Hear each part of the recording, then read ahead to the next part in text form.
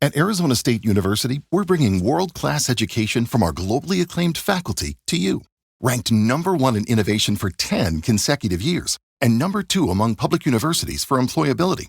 ASU isn't just ahead of the curve, it's creating new paths to success. Earn your degree from the nation's most innovative university. Online, that's a degree better. Explore more than 300 undergraduate, graduate, and certificate programs at asuonline.asu.edu. You are now listening to the Someone's Favorite Productions podcast network.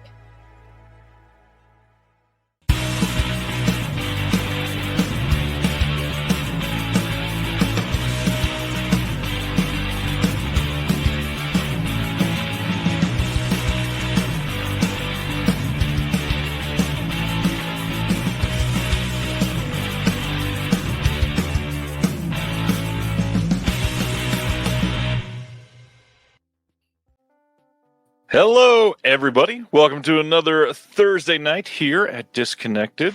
Tonight, we've got somebody that I've gotten much closer to over the last year, Mr. Aaron West from Criterion now, and also the hottest thing on the block lately, Cinejourneys. Welcome, Aaron. Yeah, things are going well. It's good to see you, Ryan. Yeah, it's been a blast. And hello, chat. Nice to see Josie, Ronnie, Terry.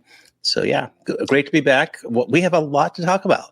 Imagine that. Yeah, as usual, when I think it's going to be an easy week and we pick a topic that we're going to talk about a lot, they're like, oh, let's just announce everything under the sun. Big topic. So I'm drinking coffee at 9:30, so I am primed to go as late as it takes, long as it takes. I've blocked off my my schedule tomorrow. Oh, hey, A24 Score. That's a friend on the Discord. Nice. What's going on? Yeah, it's going to be a fun night. We got Aaron here, and we're going to be talking about something after the announcements tonight that is near and dear to both of our hearts. The one and only Mr. Sean Baker. We're going to be ranking his filmography so far, discussing what's appealing about it, talking about its connections to Aaron's book, and some more. Josephine, as usual, throwing out some new watches since last time. Clooney Brown from 46, The Thin Man from 34, Dogma from 99, Loveless from 81, and 20th Century. Aaron, any of those you want to shout out? I think all of them, actually. Well, Loveless I haven't seen, but yeah, 20th Century, great, and Clooney Brown, great classic screwball comedy, and Thin Man. I can see, Josie, you've been on a theme here. Dogma, I guess, could it be like a retro screwball? Yeah. And I'm really excited. There's a new release coming out. I guess, so I hope it's going to tour. I'd like to go see it. I think it is. Oh, it just played. They played a full theatrical this last weekend. It was all through all AMCs. I'm not sure how long they're going to go because supposedly it was very successful, like way more successful than they anticipated. That's great. I love Kevin Smith, and I know you do too. He's in the book too. Since Aaron had not seen it, I'll shout out there for anybody that's never seen it. Loveless is a great watch. Early Catherine Bigelow, really great Willem Dafoe performance. Fun, fairly simple biker movie.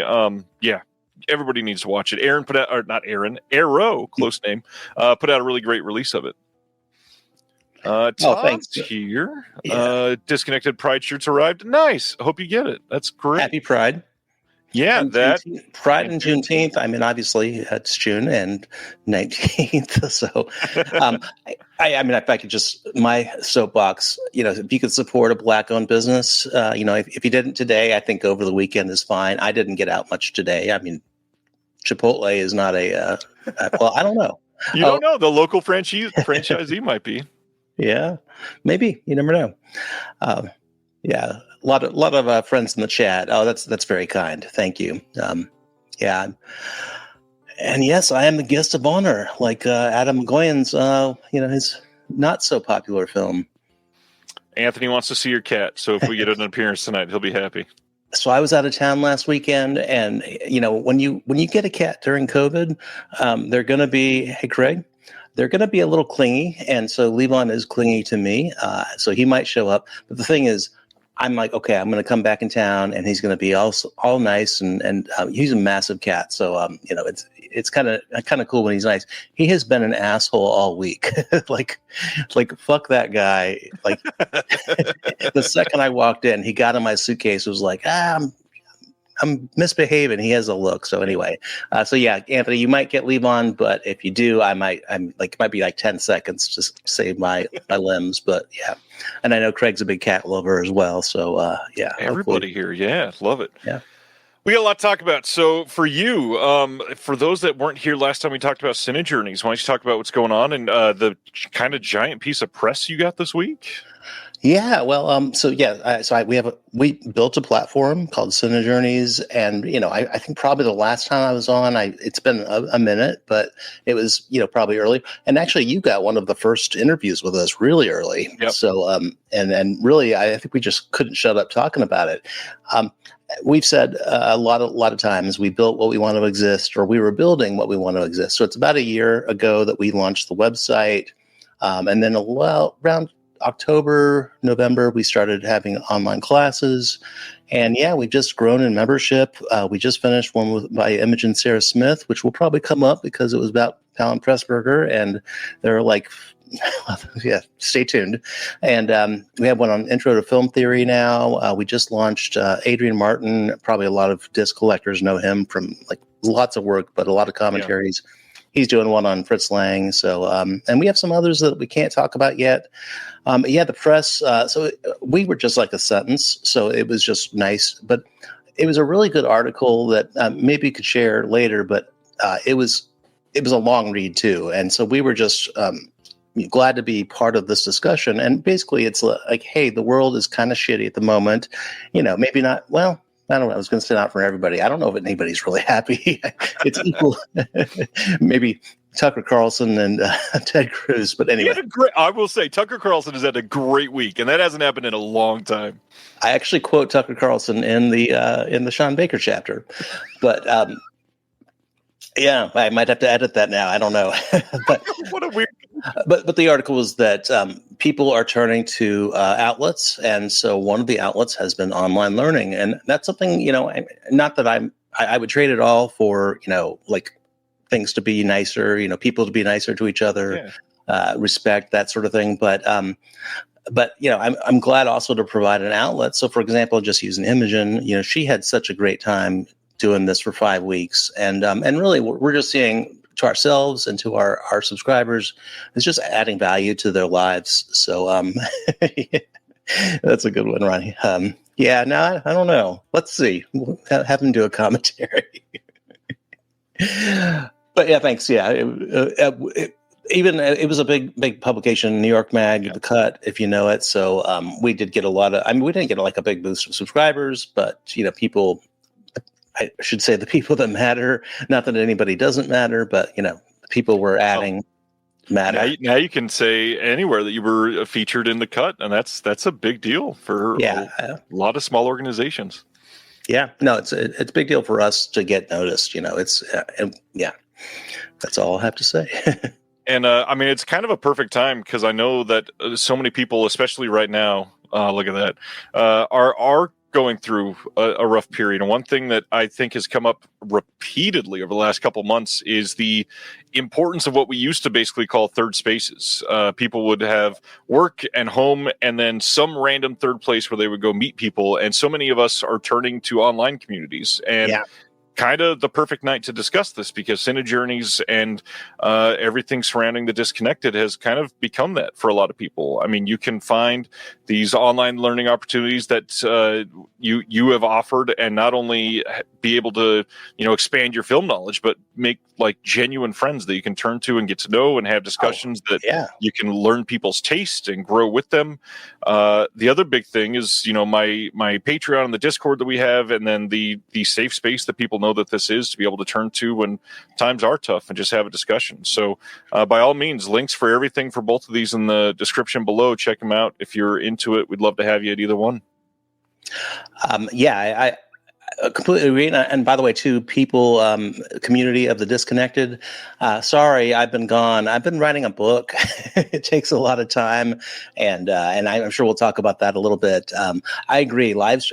I haven't been on I used to show up appointment and I would try to get the best comment of the night. And I think sometimes I actually did. So not tonight, obviously, but maybe the best. you never know. I mean, I can still join the chat. The button's right there.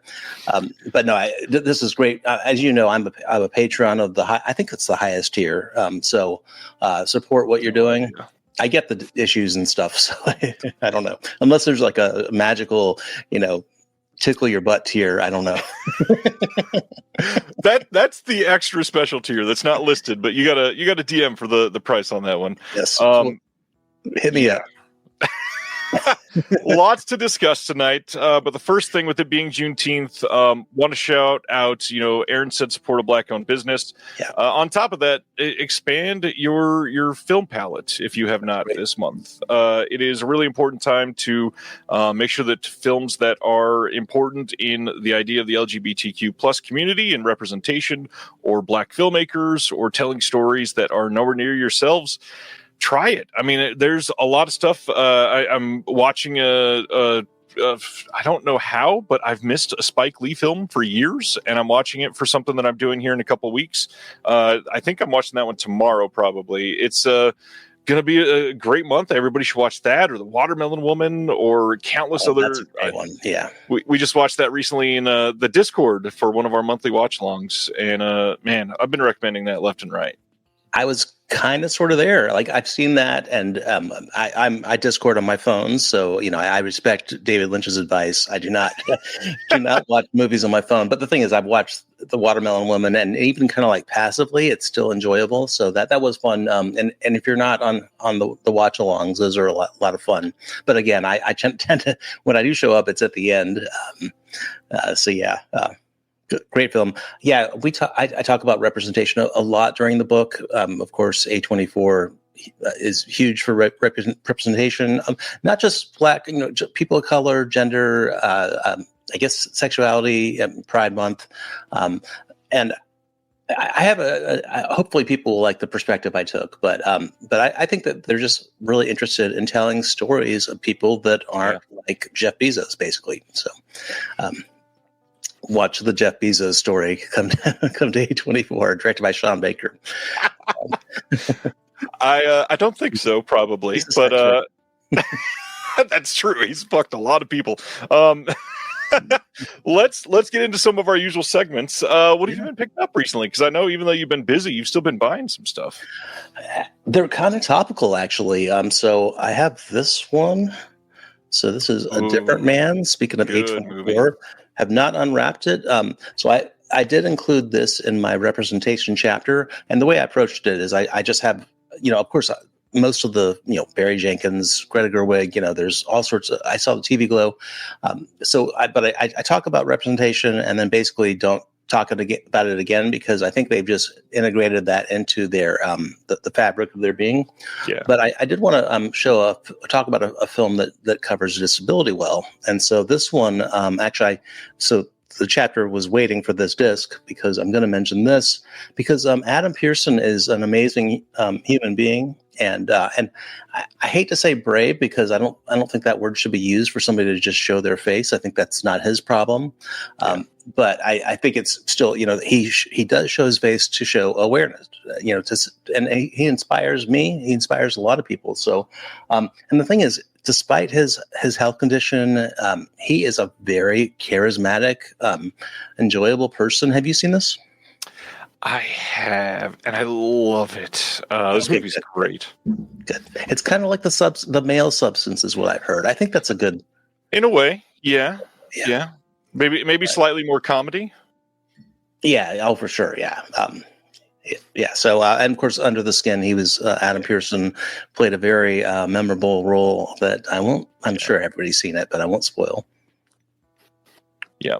It's a great one. Anything else? Oh yeah. So actually, this one's kind of topical.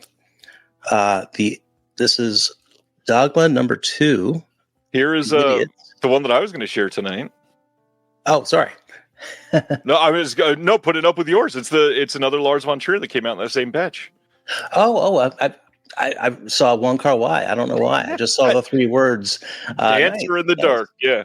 So I'll share that with you. Yeah. The Idiots is actually, I don't know if it's his favorite movie, but it's one of his favorite, Sean Baker's favorite movies. So as I was researching and writing about the chapter, basically, including, we should mention that we're both friends with Sean, Yeah. like we're not going to go on vacations with him, but we both know him and have talked to him a few times, more than a few times.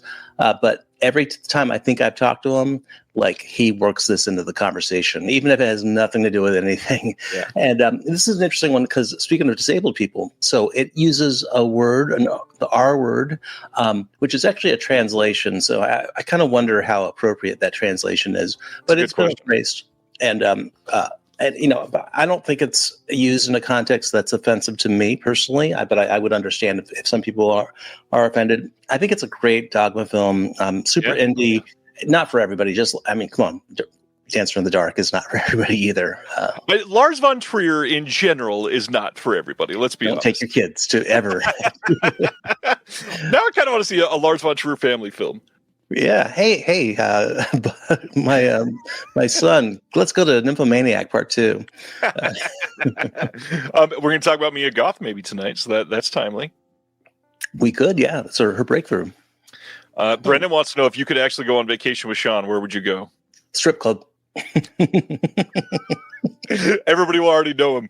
My answer, I want to go to Italy with him and see him just gush over all the filming locations and stuff. Oh, that would be great. Or France for the same reason, or England. I mean, he's a huge fan of a lot of English films. So yeah.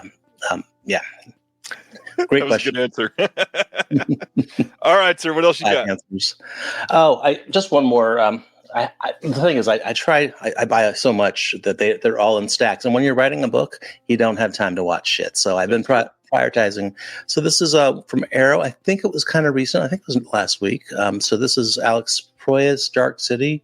I found I don't buy a lot of Arrow anymore. I missed out on the Josie, not Josie Well, the Man with No Name trilogy. I probably went to his revisionist Western. The thing is, those have had so many releases, and there's FOMO. They're great movies, but I just missed that. But they're still putting out pretty good things, and good. Dark City. It's crazy. That is actually not released till next week. That's going to be the first title that we're talking about is what's coming next week. I can't wait. But Arrow always, they send things so early. And so, like most people have already got it, watched it, loved it, rated it on Letterboxd. Crazy. Yeah, well, cheers. Frankly, why wait for some arbitrary date? If it's done, it's done. Talk to Me and The Nice Guys are actually at the airport, like right now in New York. So Second Sight, they weren't ready. Oh, did you have them? Let's go to my pickups then. Oh, you mother. Here is The Nice Guys with this gorgeous new art from Second Sight. Nice thick limited edition. Incredible. Love this movie. Shane Black. His masterpiece, in my opinion. I don't think he's done anything that's even remotely close to as good as that. Can't wait. Did you get Talk to Me as well, or? I did not get that one yet. I think that is in my next shipment from Brother Belial. And honestly, another shout out, Brother Belial. The way they do it is if you have like pre-orders coming in the future, but you have multiple orders open, if there's stuff ready from other orders, they'll box them together. Oh, that's so that great. You're not paying more shipping, but you're not waiting exactly as long as you could have been waiting. So it's pretty neat, actually. No shade to Orbit, but Orbit, if you're watching, please do that. Figure out a way, because I sometimes if I don't time it up right, I go for the three free. My copy of my Chronos and one of the Kurosawas was basically kidnapped in Asheville for like 4 months. I'm like, with 6 samurai we got here because one of them starved. Wanted to shout this out because Steven commented it, and I'm genuinely considering it. Steven says, once I get my copy of Murder, She Wrote, the box set, which, yes, it is on the way. I told everybody I was going to do it because it's a masterpiece of a show. He says we're going to do a special 2-hour podcast review of the set and general discussion of the show and why it's so great. and we might. I would tune in for that. I mean, Angela Lansbury is a badass. She's incredible. Film actor and TV actor. Gaslight, Manchurian Candidate, so many. Yeah. And the show was good too. I mean, the thing is, they're episodic. They're like, now everything, you got to watch season 1 and keep up with the narrative. But, sometimes it's fine to just have a nice show that wraps up at the end of the hour. So, yeah. I've got just a couple things left that I wanted to show because I've not seen many people pick this one up. I got in the Crazies 4K Steelbook from Lionsgate Limited. I've always loved this as one of the modern remakes. I think it is better than Romero's release of the Crazies. Really like some of the Lionsgate Steelbooks. I don't love Steelbooks anymore, so I would have much rather have got this in a standard, but I will take it as I can, I guess. But while there, may as well try to get something since you're already paying like $10 for shipping. So also wanted to check out Freaky Tales, which that's a good one. Yeah, I missed at Panic Fest this year when I was attending, and I've heard that this is really great. And they put out this special clamshell VHS style release, and it's got just the disc inside and then a sticker sheet for anybody that wants it. Also had a digital copy. Cool. Yeah, fun release. But man, even though I love The Nice Guys, the thing that excited me the most, that you literally just watched me take out of a cardboard box right before we went live, I am loving what Hammer is doing, and the Quatermass Experiment's coming in this giant 4K set in everything that you could possibly want. I mean, this is a box within a sleeve, and then inside, so much that you can ever want for a film. Ephemera, in space. This is a movie that genuinely charges it, or not charges it, is worth it. This is a movie that is groundbreaking in sci-fi. This is a movie that people have truly cherished since release. It was a masterpiece. It has spawned multiple sequels. The Quatermass Experiment, if you've never seen it, everybody should see it at least once. It is so, so great. And cannot wait to see this in 4K, but literally just took it out of the box, so I've not been able to watch it yet.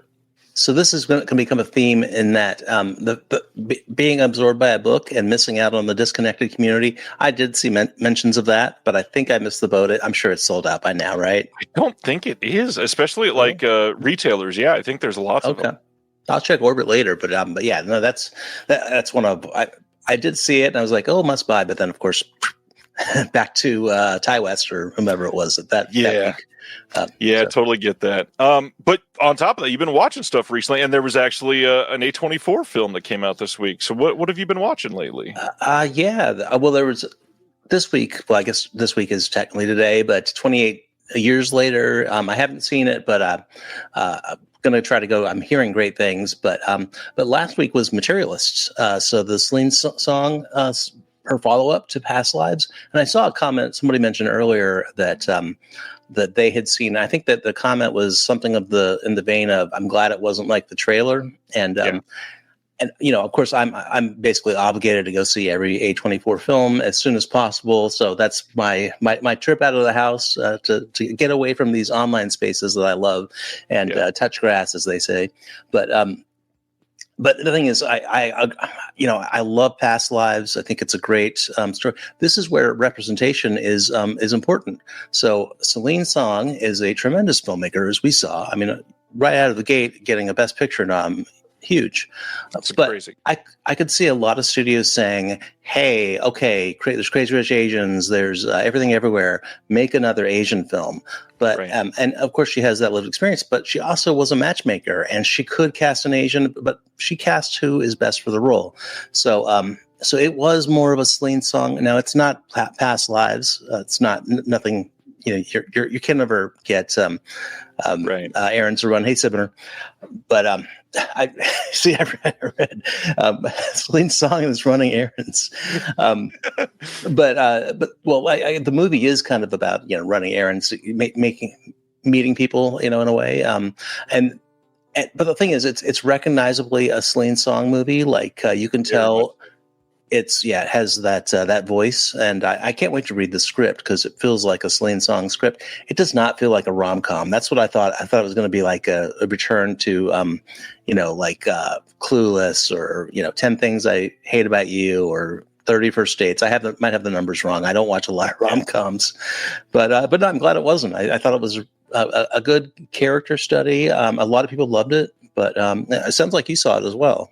What do you think? I did. I saw it last weekend, double feature in the theater.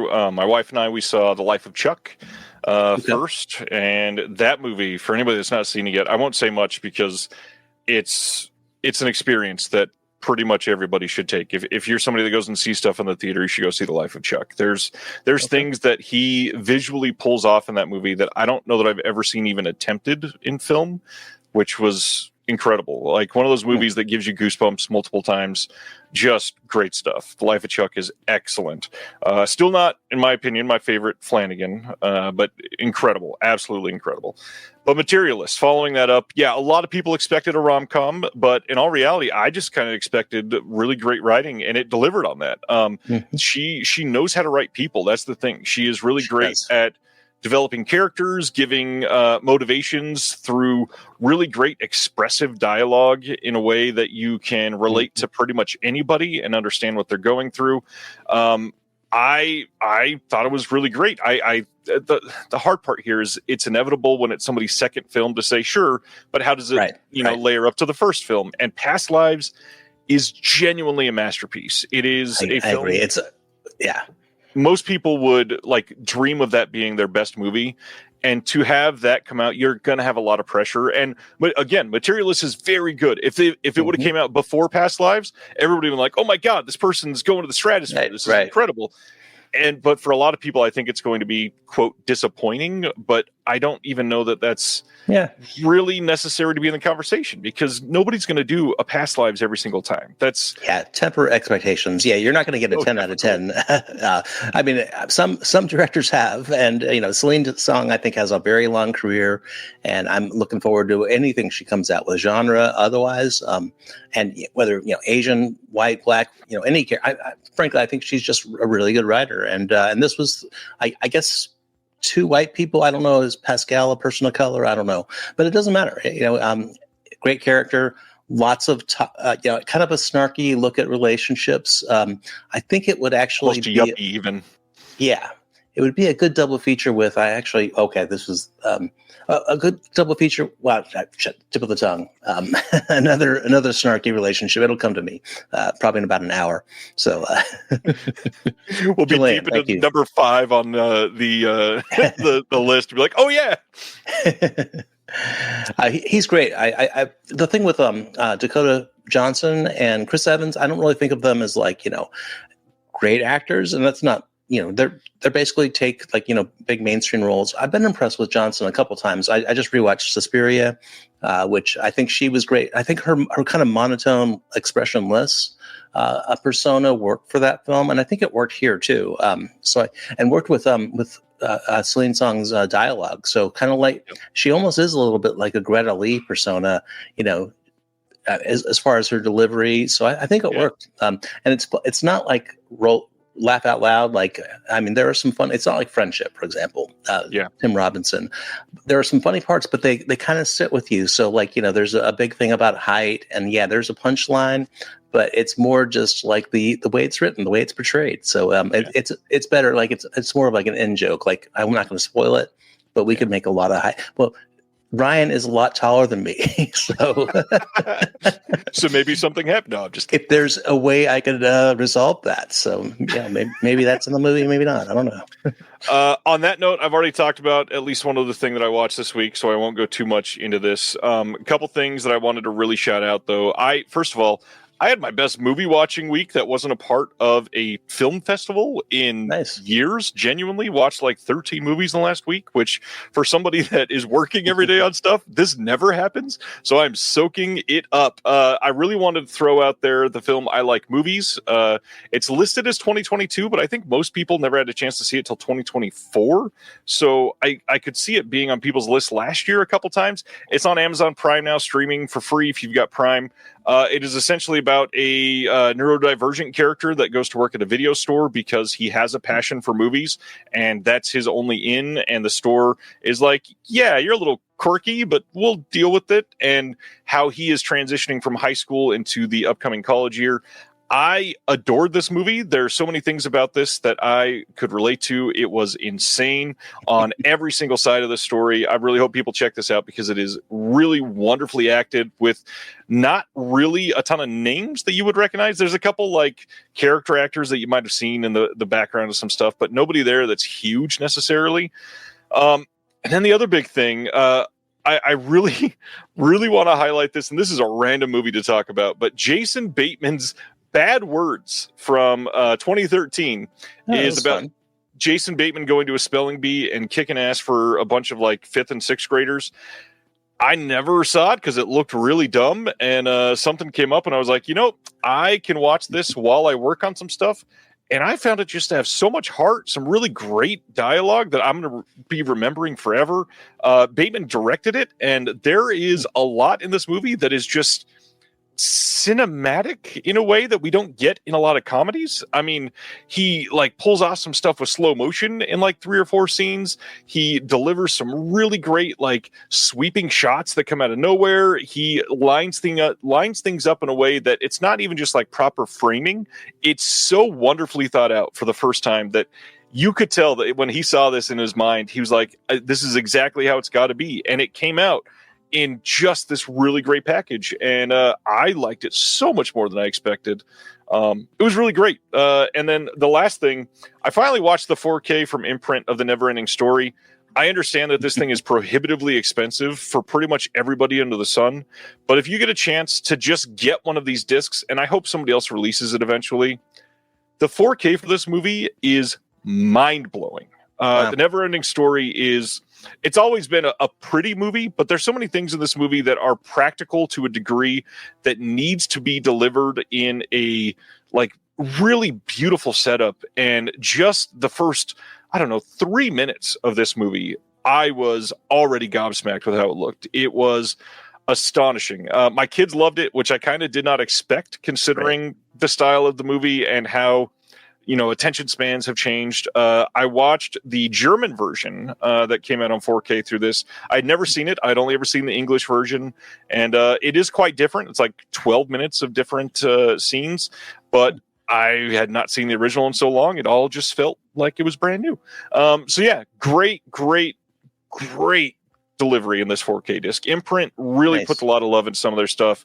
And again, I understand it's very expensive, but it is great.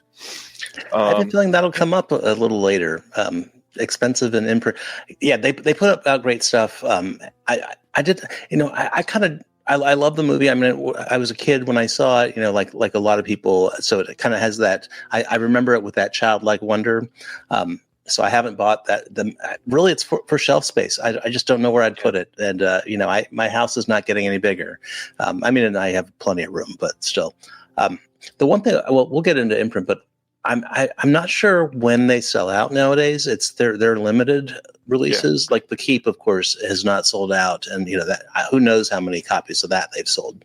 I kind of have a couple things. That's the first one in a long time they did not announce a number for. They always say that things are limited to 1,500. The Keep did not get a number, which is very intriguing. I think there might be a special deal. I mean, who knows? It might be however many pre-orders by a certain date. I'm just speculating, making stuff up. And that could be 50,000 and, more power to them. I think it's fine to love what you have. I still have the Vinegar Syndrome, so I'm not in the market, but yeah, Neverending Story. I might pick up that someday. I probably could find a cheap one if it's not sold out, maybe on eBay. I don't know. But probably not. Queer. Jim is asking about Queer. I'm assuming that you've seen Queer based on the. Yeah. It's actually A24. I'm putting in the other room, like you all know, but it's right by my TV. So, because of course I'm writing an A24 book. So yeah, not movie. Queer is a very good movie. Great performance by Daniel Craig. It's a little bit of a longer one. It's a period piece that I think works, but it might test some people's patience. But I think it's a very strong movie. Maybe not the best of theirs, but still extremely good. I'm not surprised it didn't get a lot of love at the Oscars and award season. But yeah, definitely worth checking out. And we might get into A24 as a distributor of discs too. So.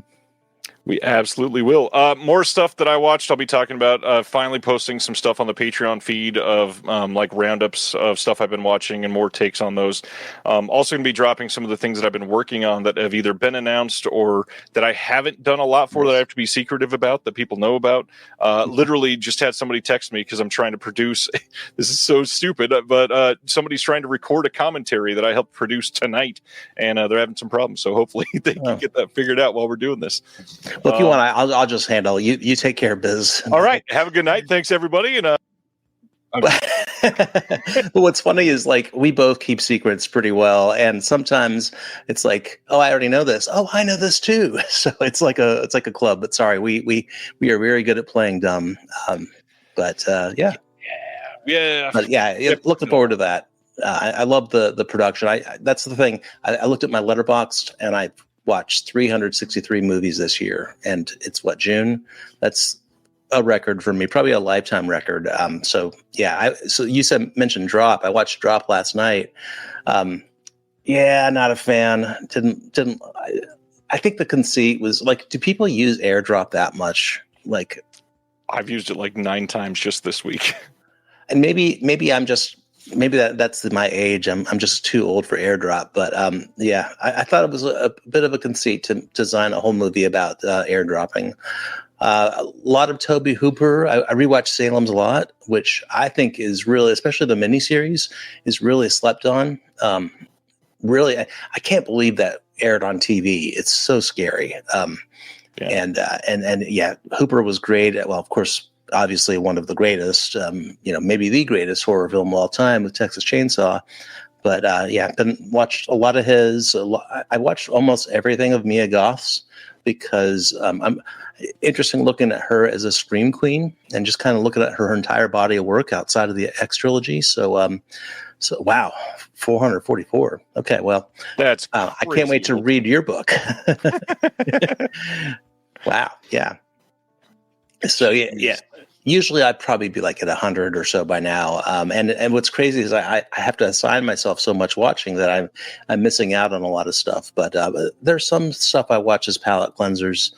But yeah, there's a lot of great stuff. So yeah, Mia Goth, Emma, Cure for Wellness, Nymphomaniac, and I watched part 1 again, and I forgot she's only in part 2. So 4 and a half hours for like five minutes of damn, Scott.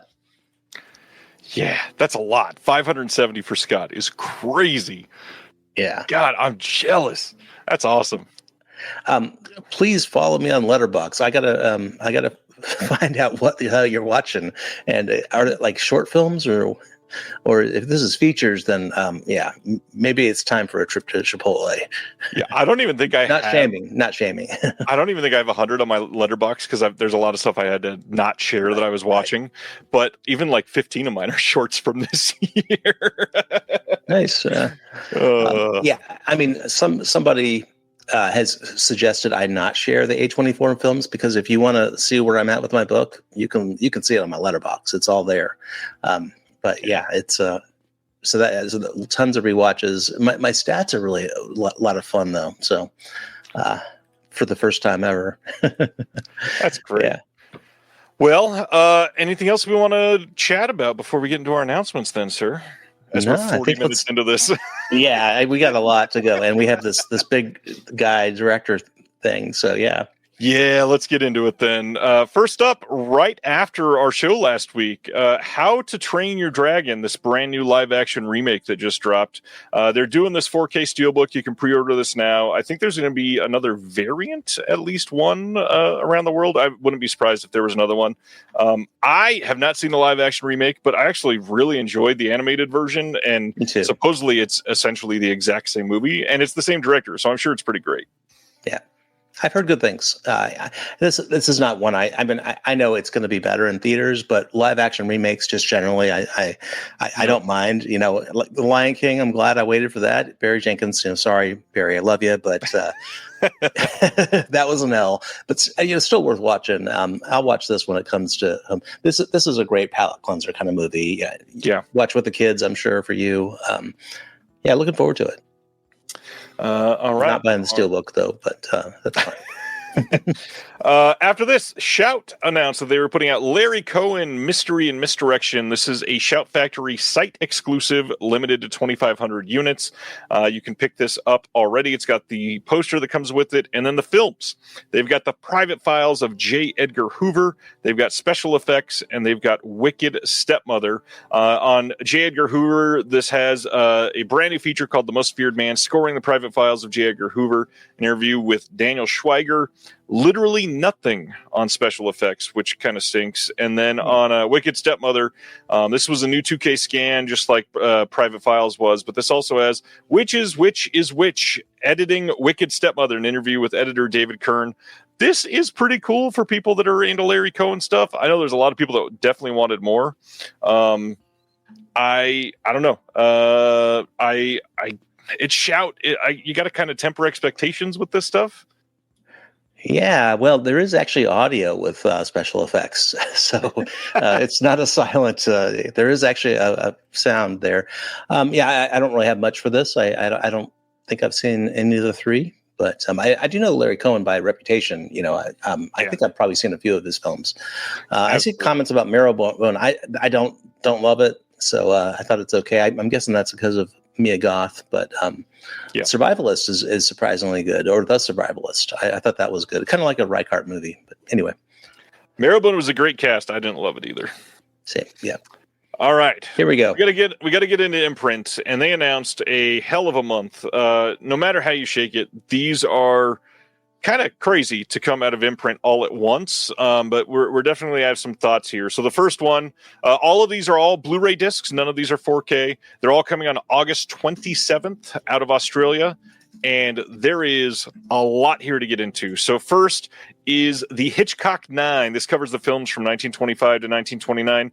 We've got The Pleasure Garden, The Lodger, The Ring, Downhill, The Farmer's Wife, Easy Virtue, Champagne, The Manxman, Blackmail, and the big thing here is The Pleasure Garden had never been on Blu-ray before this, and this also has the documentary I Am Alfred Hitchcock. There are lots of new special features on here. There's so many that this had to be on countless pages of Instagram because it's so detailed.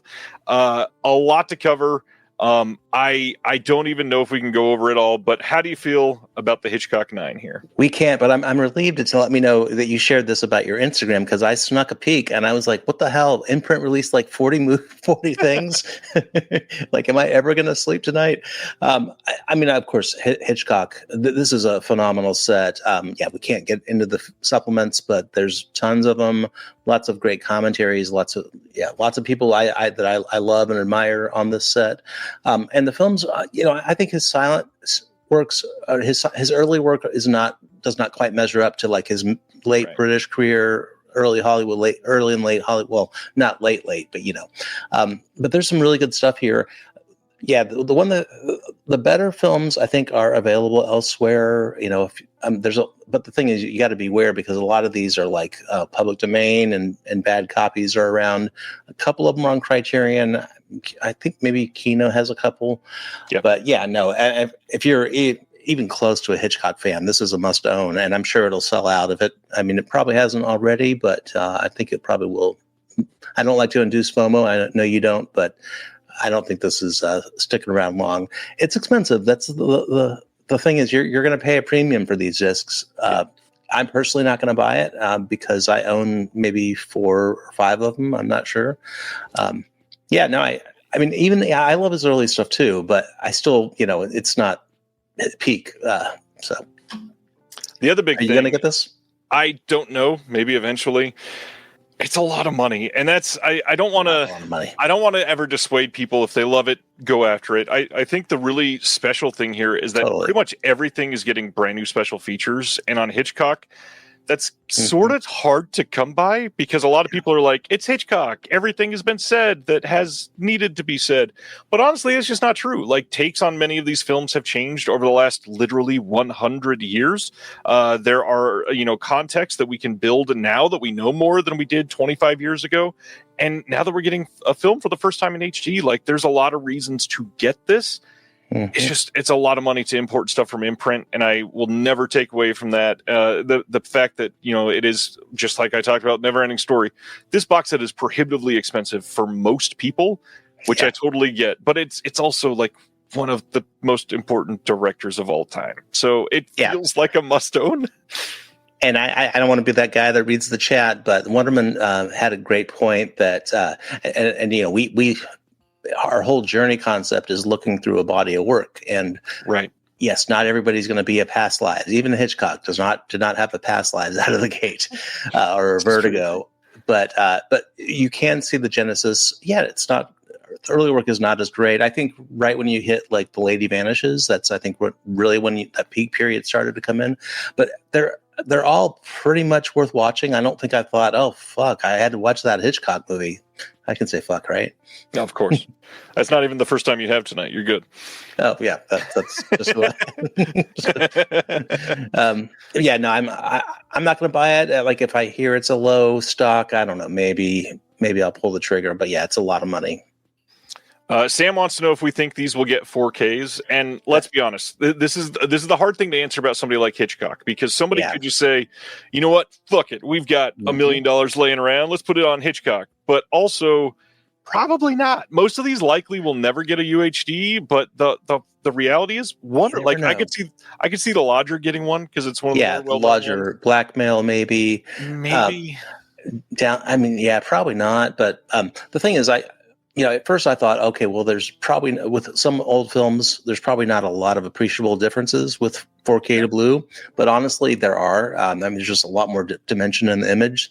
So, I would buy the Lodger 4K if it came out for sure, but that probably wouldn't be a determining factor of me buying this set or not. It's more the price.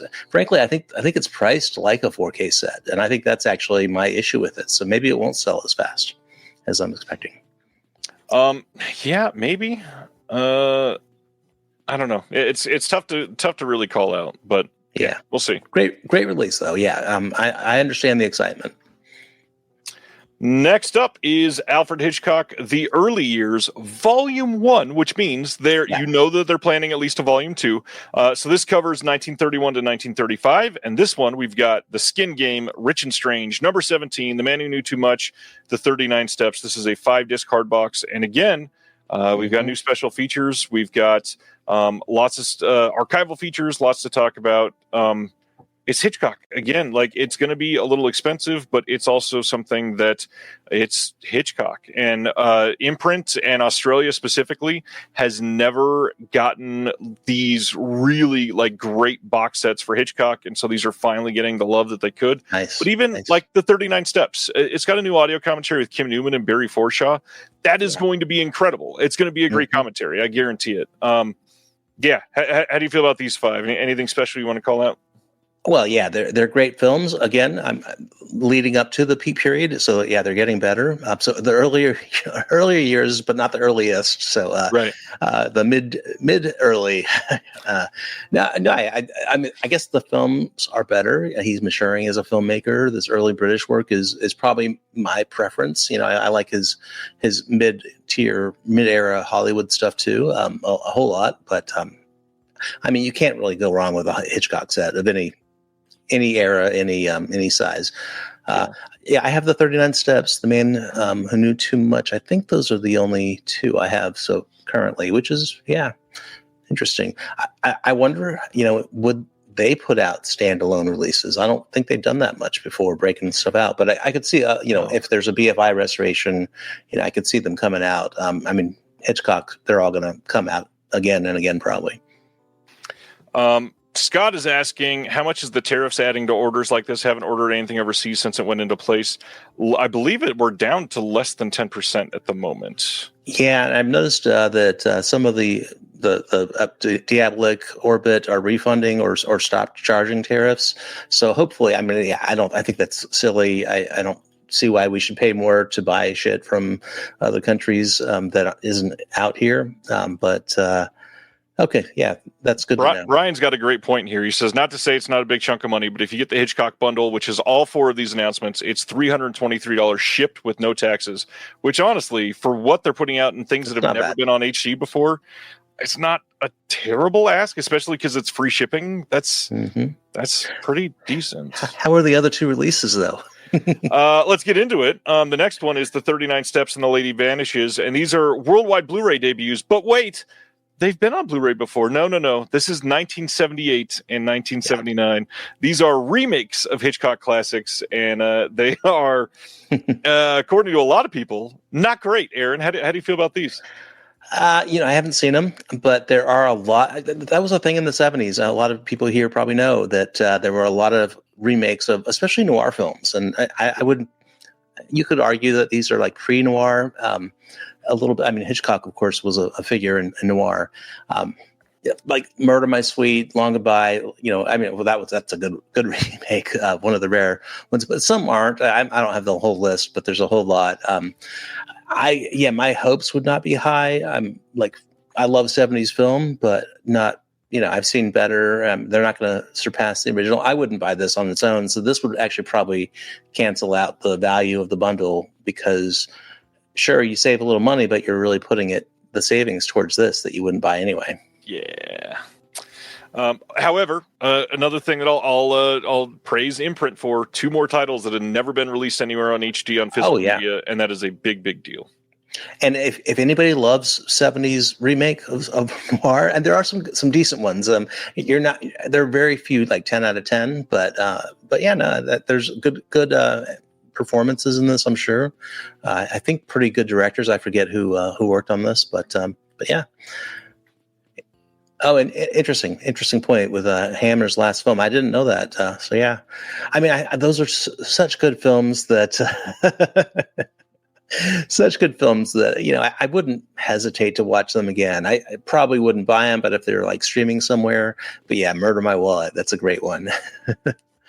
That was great, Mozart. Good job.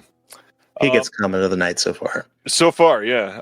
Next is a completely different take on the Hitchcock stuff because this is not Hitchcock, but it's Powell and Pressburger. This is the cinema of Powell and Pressburger from 1939 to 1947. In this, we've got The Spy in Black, 49th Parallel, The Life and Death of Colonel Blimp, A Canterbury Tale. This is a worldwide Blu-ray debut for that one. A Matter of Life and Death, Black Narcissus, all coming in a limited 7-disc box set, 1,500 copies only.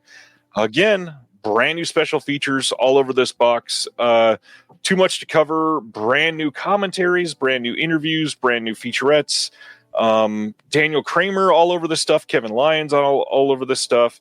Kim Newman all over this stuff. It is immense what they are doing out of Australia right now. Yeah, between them and Umbrella, they're killing it. My Haneke said is probably I think in a few weeks getting released. Yep. As it happens, and this, Ryan, is that we just had an online class with taught by Imogen Sarah Smith, who is written about Powell and Pressburger. Big fan. It was 5 weeks, and we looked. Well, what's funny is some of the films, weren't available on disc. I think a couple of them people had to seek out on YouTube. In fact, I think maybe 1 or 2 of them here. And in A Matter of Life and Death, it's Criterion, but it's out of print Criterion. So and it's not on the channel. No, it's not out of print. It's just not on the channel. So so it's tough to track down these films. And there are some masterpieces here. This is also volume 1. If you like Powell and Pressburger, I mean, this is where I got to be careful. So I think I already own, let's see, half of them for sure. Yeah.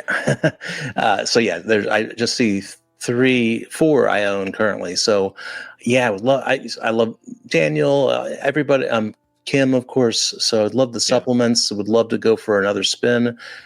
Yeah, this is it's hard to argue to rebuy your films just because cool people talk about them. So yeah, what's the price? On this one, let me pull it up in another tab because I don't remember this one, but it's not cheap necessarily. It's still pricey. Yeah. This is Australian, almost $200, but in the US, that's got to be 160, I'd say 150, 160, 150-ish, probably. That's pretty good, actually. Like, yeah, that's pretty for these films, especially with a couple of them. Spy in Black has not been out that much, so yeah, 125. Brian Yeah, that's 125. It's hard. Yeah, I mean that actually might be worth it for me, just to enjoy these again. But of course, I just saw them, so all of them actually, including what's in part two. So personally, maybe not. But if you love Powell and Pressburger, you got to buy this set. It looks like it's going to be gorgeous. So yeah. So here's the other thing. Before we go to the last thing, which is sort of different, it's still Hitchcock, but it's different than the rest of the stuff. I do want to point out one thing, which a lot of people are going to have different levels of buyer's remorse in this hobby all the time. Powell and Pressburger and Hitchcock are, and no shade on them, they're great filmmakers. Mm-hmm. Two of the most exploited filmmakers on physical media ever. So if you're thinking these are expensive or these could be better, honestly, just wait. They will all likely get more releases in the future. And I love Emperor, and I want them to stay in business. So, of course, if you like it, I always say, if you want something, buy it, because you never know. Now, do I expect these will come out elsewhere down the road in 4K? That's actually a great point here. This is not 4K. I want to say, well, Red Shoes is in 4K. I don't think Black Narcissus is. Not yet. Matter of Life and Death is not. Yeah, so I don't think any of this group, Blimp is not. So, yeah. Eventually, I'm sure some of them. I'm sure all, maybe not Spy in Black or 49 Parallel, but I would say probably that and Canterbury Tale. Yeah, those are probably at least half of these, to be honest. Yeah, it's the other half of the ones I just mentioned, but I could see all of them being 4K eventually. Powell and Pressburger are loved for a reason, and they make boutique labels a lot of money. All right, so now let's go to the last one, and it's Hitchcock, but it's very different. This is the Alfred Hitchcock Hour from 1962. This is again Volume 1, so they are planning on putting more of this series out. This is an 8-disc Blu-ray set plus a 130-page hardcover booklet. Again, brand new extras, tons of audio commentaries, more special features to be confirmed later. If you are into Hitchcock, I know a lot of people like the other TV stuff that we'll probably get later from him and special stuff, special releases like this. But again, if you're a Hitchcock completist, just add it to the cart at this point, basically. The TV shows they're pretty much all great. I mean, yeah, they're not the films, but the TV shows were not films. I mean, they're a little closer now. This is actually the one I'm most excited about because this is the one I don't have anything from. So I would love every Hitchcock TV show. It feels like that's almost obligatory. We'll shout out Imprint. Man, they do great TV. Frankly, I wish more labels were doing classic TV. And so, yeah, I'm really thrilled about this. This is probably top of the queue. If I pull the trigger, it'll be this. How many copies? This one is 1,500 or 2,000, I think. Yeah. So hopefully stay in print for a while. But yeah, great stuff. Great stuff. Imprint, keep doing what you're doing. Appreciate all the hard work. It is crazy to do all this in 1 month. I don't know of many other companies that could have pulled off what you just did. So kudos on that. People called it one of the best label month releases. And even though, I mean, I have not pulled the trigger, it's hard to argue against that. These are wonderful releases. And important releases. Yeah. The Prisoner, Next I agree. Great. Speaking of important releases, Sony releasing Krull, Krull from 1983 in a 4K steelbook on September 16th. A film that many people never thought would get a Blu-ray, that got some pretty bad Blu-rays, now coming to 4K. No new special features from what I can tell, but this is a movie that has needed a better restoration for quite some time. And here it is in a classic Sony 4K steelbook. We've got Dolby Vision already, so this is not going to be getting another, fancy release in 2 years where they add that or anything like this. This is likely going to be the best release of this film ever. Yeah. This fun. Is crazy. Yeah. No, don't expect. I mean, it is, 80s. Kind of campy sci-fi. It's what you expect or what you want out of a. It's not a masterpiece, but it's a lot of fun. So this is great. I probably will pick this one up at some point. Oh, Tyler, I'm not going to touch that comment with the poll, but that's hilarious. Yeah. Kino, as the next in their Kino cult line, we are getting The Vengeance of Dr. Mabuse from 1972. This is coming on August 19th on Blu-ray. This is a Jess Franco film. It's going to have an audio commentary with Troy Howarth and Nathaniel Thompson, a film that people have wanted for quite some time. Glad it's getting a Blu-ray release. Not the last time that we're going to be talking about Jess Franco tonight, which will make a lot of Francophiles very, very happy.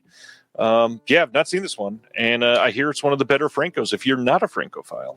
Very different cover than the one we're going to talk about later, and also the Dr. Mabuse. So speaking of Fritz Lang, so it's a continuation of that series, and they're pretty much all good. I think there are maybe a couple I haven't seen. I will see with Adrian's class. I haven't seen this, so I'm looking forward to this. I don't know if it's on streaming somewhere, but yeah, no, I love I'm Franco. Well, Sean Baker will get into Franco a little bit, but yeah. Turn the page. Franco files. The eyes are staring at me. August 19th, Kino is also releasing a 4K of Coneheads. This gets a brand new 4K scan of the OCN. And as for new extras, you get nothing. You got a commentary with Michael Felsher and the director Steve Barron. I don't think that's new. They didn't label it as new. It could be new. But considering it shows Michael Felsher, I'm actually bound to think that it probably is new, and they just missed the word new there. You got some old archival extras on here, but this is a classic for many people, one of their favorites, one of the great SNL led movies. How do you feel about Coneheads, Aaron? I think that this might be my path to getting to your height. So just a little more on that. I mean, like, okay, if you like those old SNL skit adaptations, I think they've gotten better through the years. I think really the tide turned for me personally. I know it's divisive. I think MacGruber is one of the best adaptations. Coneheads, the movie did not live up to like this, but the skit was a retread, basically. Always funny, but kind of the same joke. We're from France, but still a lot of fun. It's not for me, but I would. That's one I wouldn't mind streaming. I don't need the cone in 4K. Like I don't need to see the lighting on that top of the dash. Or is on the prosthetic. Yeah, exactly. I don't need to see where the lines are, but it is a fun movie. Hi, I'm Richard Karn. And you may have seen me on TV talking about the world's #1 expandable garden hose. Well, the brand new Pocket Hose Copperhead with Pocket Pivot is here, and it's a total game changer. Old-fashioned hoses get kinks and creases at the spigot, but the Copperhead's Pocket Pivot swivels 360 degrees for full water flow and freedom to water with ease all around your home. When you're all done, this rust-proof anti-burst hose shrinks back down to pocket size for effortless handling and tidy storage. Plus, your super light and ultra-durable Pocket Hose Copperhead is backed with a 10-year warranty. What could be better than that? I'll tell you what, an exciting radio-exclusive offer just for you. For a limited time, you can get a free Pocket Pivot and their 10-pattern sprayer with the purchase of any size Copperhead hose. Just text WATER to 64,000. That's WATER to 64,000 for your 2 free gifts with purchase. WATER to 64,000. By texting 64,000, you agree to receive recurring automated marketing messages from Pocket Hose. Message and data rates may apply. No purchase required. Terms apply. Available at pockethose.com/terms. I love it. That's a great palate cleanser. The MacGruber comment, one of the best SNL movies. I have to say, I don't even think it's close. I think MacGruber is #1 by like 30 points. I think MacGruber is a masterpiece. I actually, kind of as a joke, but not really. I put it on my best of all time list, and I eventually removed it. But I guess like if you want to look objectively, it's not. Even going back to Past Lives, it's not Past Lives. But for me, it's a perfect movie. I mean, Past Lives did not have a celery in a butt. That's every movie should have a naked man with celery in his butt. Of course. Sorry, spoiler. Is that a Patreon tier? Celery butts? Only if you're the one posing. I ain't doing it. Wayne's a good one too. Yeah, great. Superstar is fantastic. Superstar. Yeah, fun stuff. Yeah. Wayne's Roxbury Brothers. Yeah, Wayne's World is my number 2. Everybody commenting that for sure. that's nice. That's a great topic. That could be another reconnected. I would definitely love the chat. Ooh, And rank the SNL movies. That's a good idea. yeah. Damn it. MacGruber though. MacGruber's number one. Next up, one that we announced, I think, last fall, and people have been waiting a long time for. August 19th from Kino, a Blu-ray of Gung Ho from 1986. This is a Michael Keaton film that has sadly never been on Blu-ray, I don't think, in a legal release anywhere in the world. This has new audio commentary by the author Dwayne Epstein. We've also got a new interview with the actor Geddy Watanabe. There's a new interview with George Wendt on here, which is quite timely considering he has now passed. Yeah, this is a really fun looking release. I am definitely going to check this out eventually. The only hard part, I've never been solid on Ron Howard filmmaking, so I'm not expecting a lot. Have you seen the series, The Studio? I've not. I'm pretty much waiting until it's worth it. Watch. It's worth it, and it's a great. So speaking of past lives, Greta Lee's in it. Very. She has a fun quote about A24 actually. So Ron Howard comes up and Ron Howard comes up as an auteur, like, very praised. I mean, he's got a reputation in Hollywood now. I often I don't love his films, or sometimes I don't even like them, but he's put together a body of work. I wouldn't think of him as like a great auteur, but I will say that Gung Ho is a lot of fun. You haven't seen Gung Ho? Never. Of course, Michael Keaton is a big reason, and it's really a great story about, kind of like the Japanese import industrial. And I'm not selling it very well, but because it is a comedy. But I would recommend. I mean, maybe not as a blind buy, but I wouldn't let Ron Howard be the factor that you don't buy this. This is a lot of fun. This movie's really, really good, actually. I mean, yes, he's made good movies. Like Apollo 13 is great. Backdraft is fine. I haven't watched Backdraft in a long time to know if it truly holds up.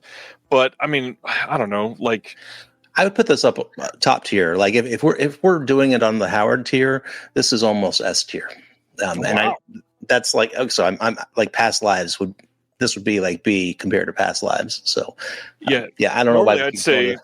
I'd say Ron Howard puts like the Sack and Saccharin or something like that. But he's not very exciting. But nice. Yeah. Let's go to our next one. Coming soon from Kino, the French Noir Collection, Volume 2. This one with Rhine Virgin, The Beast is Loose, Trapped by Fear, and The Passion of Slow Fire. No release date on this yet. This one is from 1953 to 1961 with some big names. Lino Ventura coming up a lot lately. Jean-Paul Belmondo, of course. Yeah. Jean Gabin has basically been my avatar for like my entire online life. So that is anywhere you find me, you will see Jean Gabin. People think I am him, which I'm okay with. You can think that. Look at me. Maybe eventually it'll transition from that to Mifune. Yeah. Last time on your show, they said the dad from Home Alone. So I preferred Jean Gabin. Three great. I've probably seen at least some of these, probably the French titles. I don't know what they're translated to.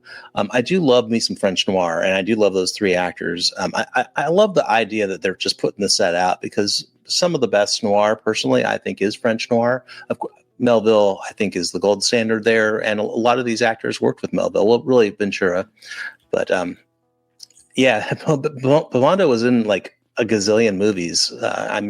Great star, and so was Ventura and Gabin. I feel like Kino just, I don't know, like they signed a barrel of Belmondo films, and they're like, let's just throw them all out. Come on. And what's weird with the noir set is seeing the actors getting top billing too. That is something, actually. But this is one on a sale probably. Kino has a lot of sales. I'll probably grab this.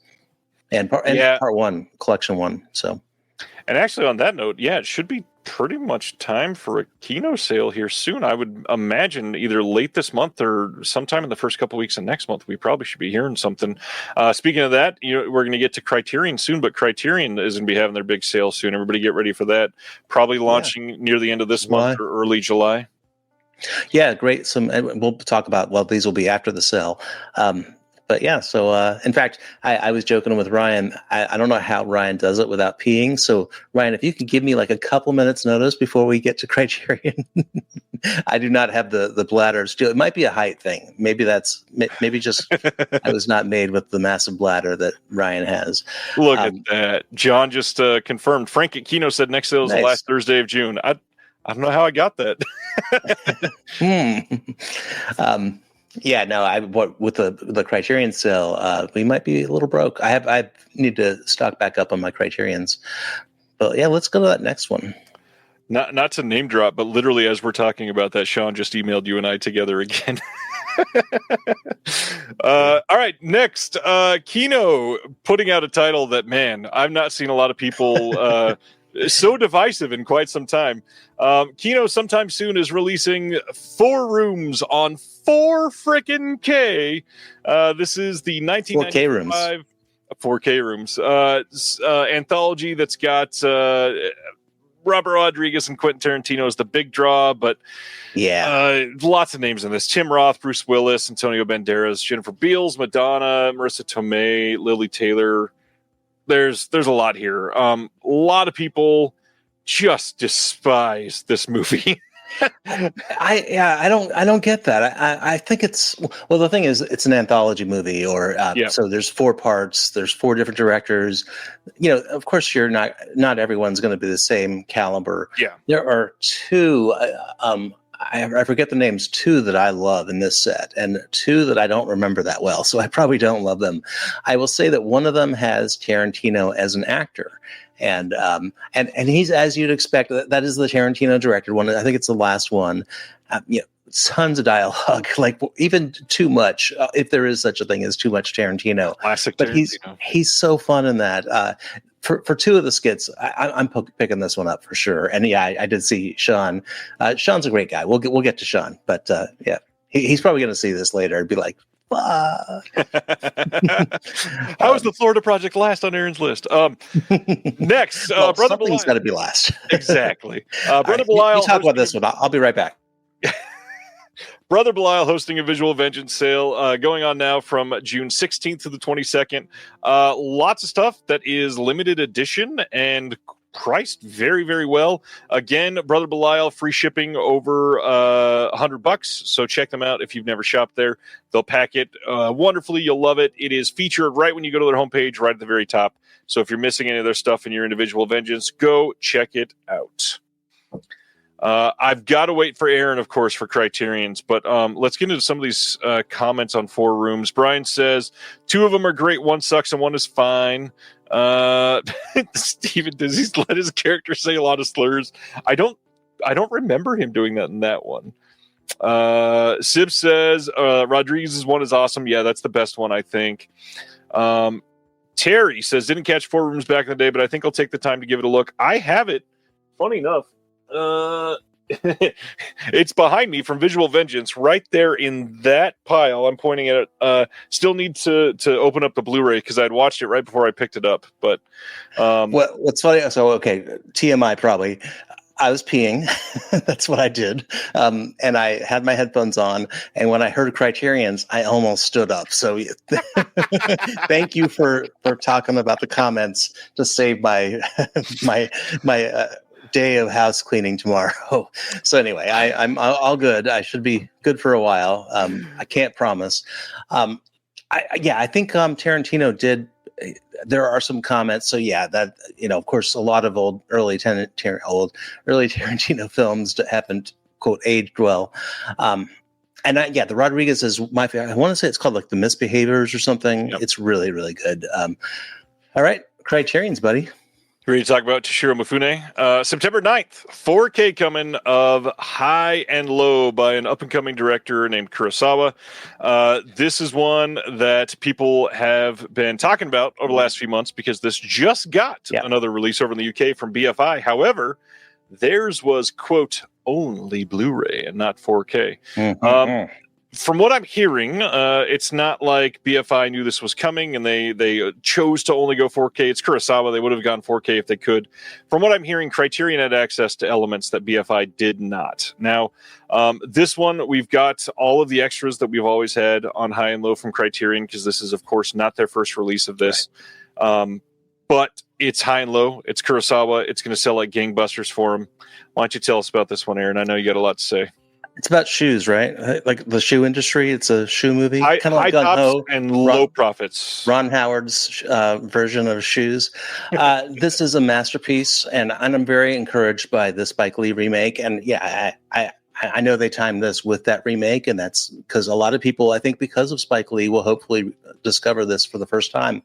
I was chatting somewhere recently, and people had never seen it. And like basically nobody had seen it. And I'm thinking, man, this is one of the greatest films of all time to me. And I don't even say that as, I think like it's thought of as one of his best films. It's not a samurai film. And that's a great cover, by the way. I love the art on this. Yeah, and Mifune and Nakadai are both fantastic in this movie. And then, I don't want to give away the third act, but there's another actor later that's also great. This is a fucked up movie too. So there's my third, at least. I'm sure there'll be more. We're talking about Sean tonight. There's gonna be a lot of fucks. There's gonna be a lot of and Sean, he would not want us to censor ourselves, but no, yeah. If you have not seen this movie or don't have this Criterion, or even if you do. This is a must. This is a masterpiece with a capital M. Yeah, one of the most underseen Kurosawas, one that people just kind of gloss over, and yet here it is on the best physical format possible. Because it does not have samurais, which is not fair, Yeah. Next up, Born in Flames by Lizzie Borden, coming on Blu-ray on September 16th. This is a director-approved 2K digital restoration. We've got an introduction by Borden, new audio commentary with Borden, some cast members. We've got the 1976 directorial debut, Regrouping, an experimental doc about a New York City women's group. And then essay by film scholar Yasmina Price and Somer. Brand new cover by Jillian Adele that I think is great. This will look incredible on the Barnes & Noble shelves for people to pick up in November. This looks like I haven't seen it. This is the only one of the month I haven't seen, but this has been like high on my my to see. So Lizzie Borden did Working Girls, was it? I think that was. I believe so, and that's also been on Criterion. No, I just can't wait. This film has a great reputation. I love that Criterion is putting out these kind of films.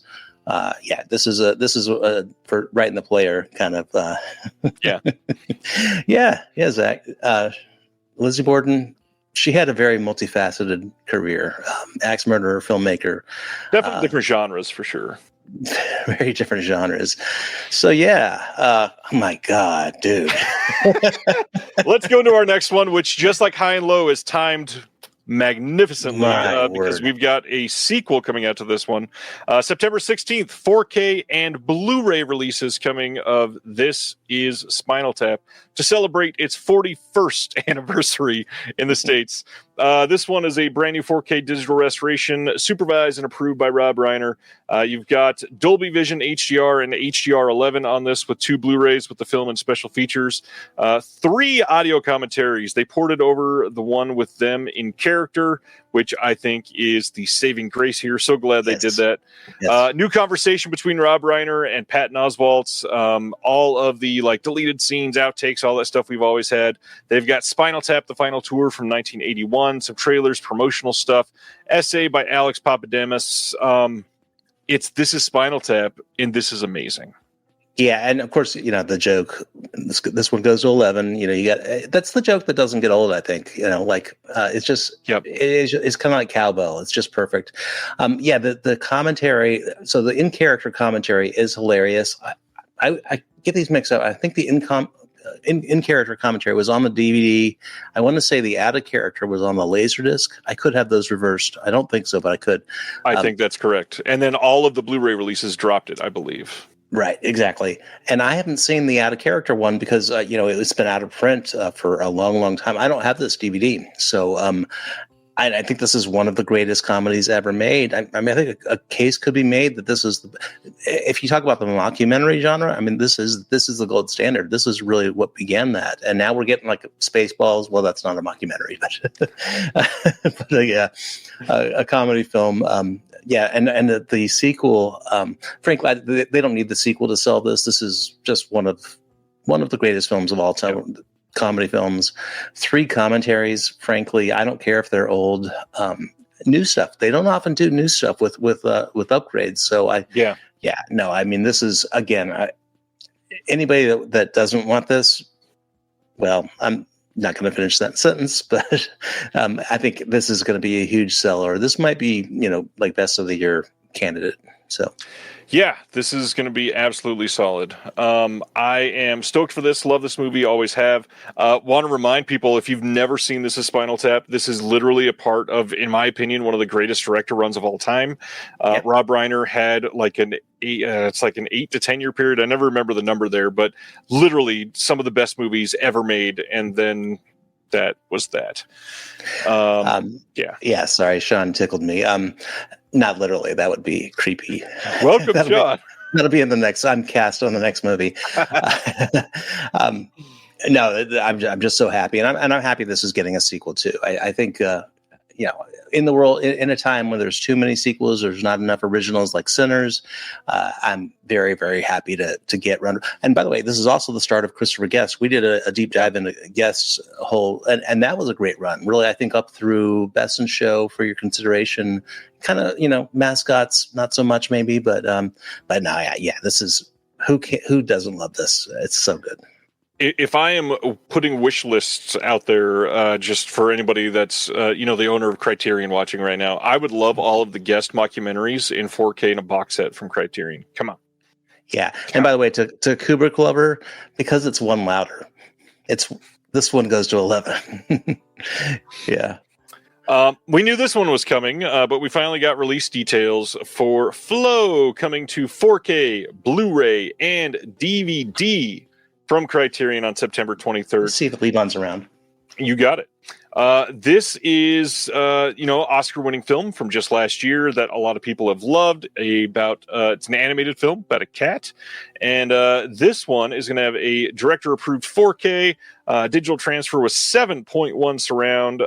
We also get a 4K digital master of the director's film from 2019 called Away. Look at that! Anthony got his wish tonight. Anthony's probably tuned out, but this is a massive fucking cat, and he's probably I'm probably gonna have claw marks on my face by tomorrow because of this. But what do you think? Is this No, he sucks. He's a terrible podcaster. Two paws up. We got the debut feature from the director as well. That is Away from 2019. We've got a 4K disc of Flow and Away, both on the 4K disc, and then 2 Blu-rays with the films and a bunch of special features.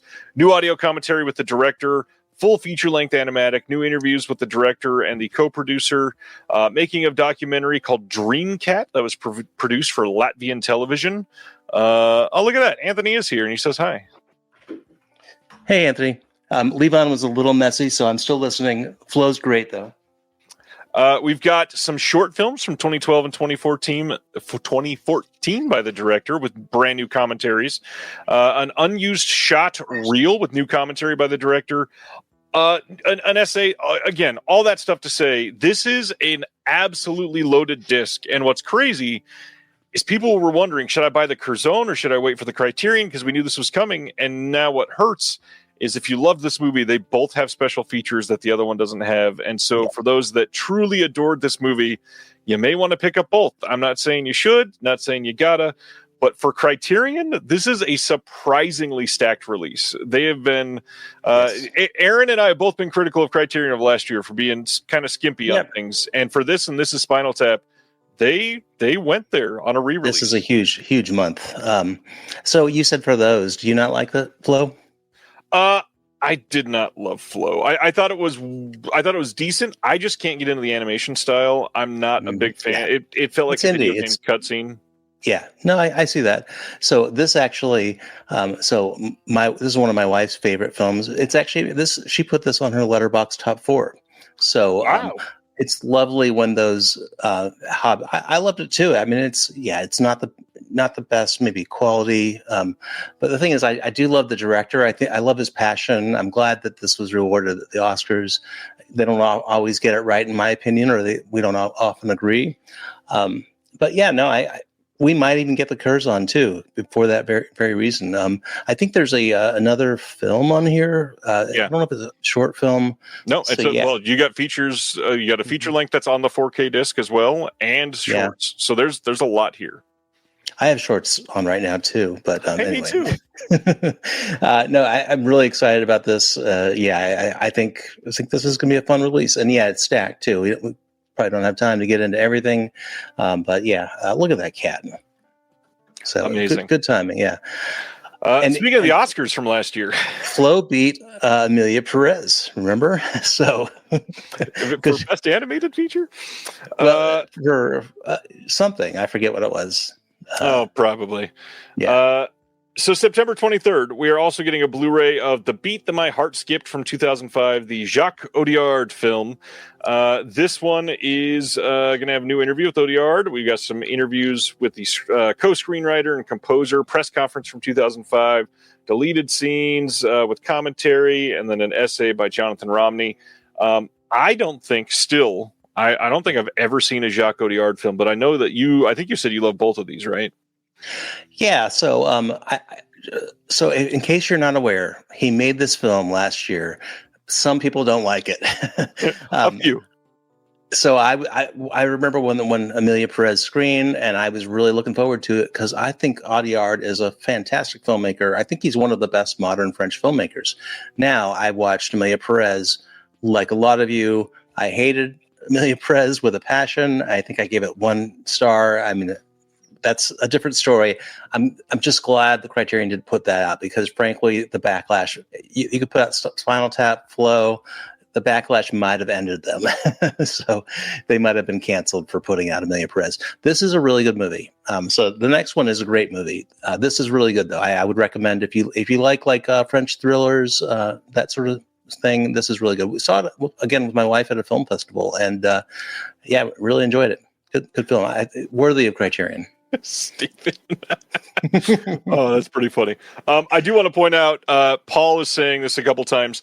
I truly hate the art on this cover and the next one. The typography makes this so bad. This is definitely the Walking Dead, don't dead, open inside type of typography that is just bad. We don't need it like that. Come on. Yeah, I'm with you there. I kind of like the frames there, the kind of puzzle, the jigsaw, or not the jigsaw, but whatever they call it, that kind of puzzle. I think it works here. So this is this is a really great film. And in fact, there's I think this is Vincent Cassel and Emmanuel Devos, and yes.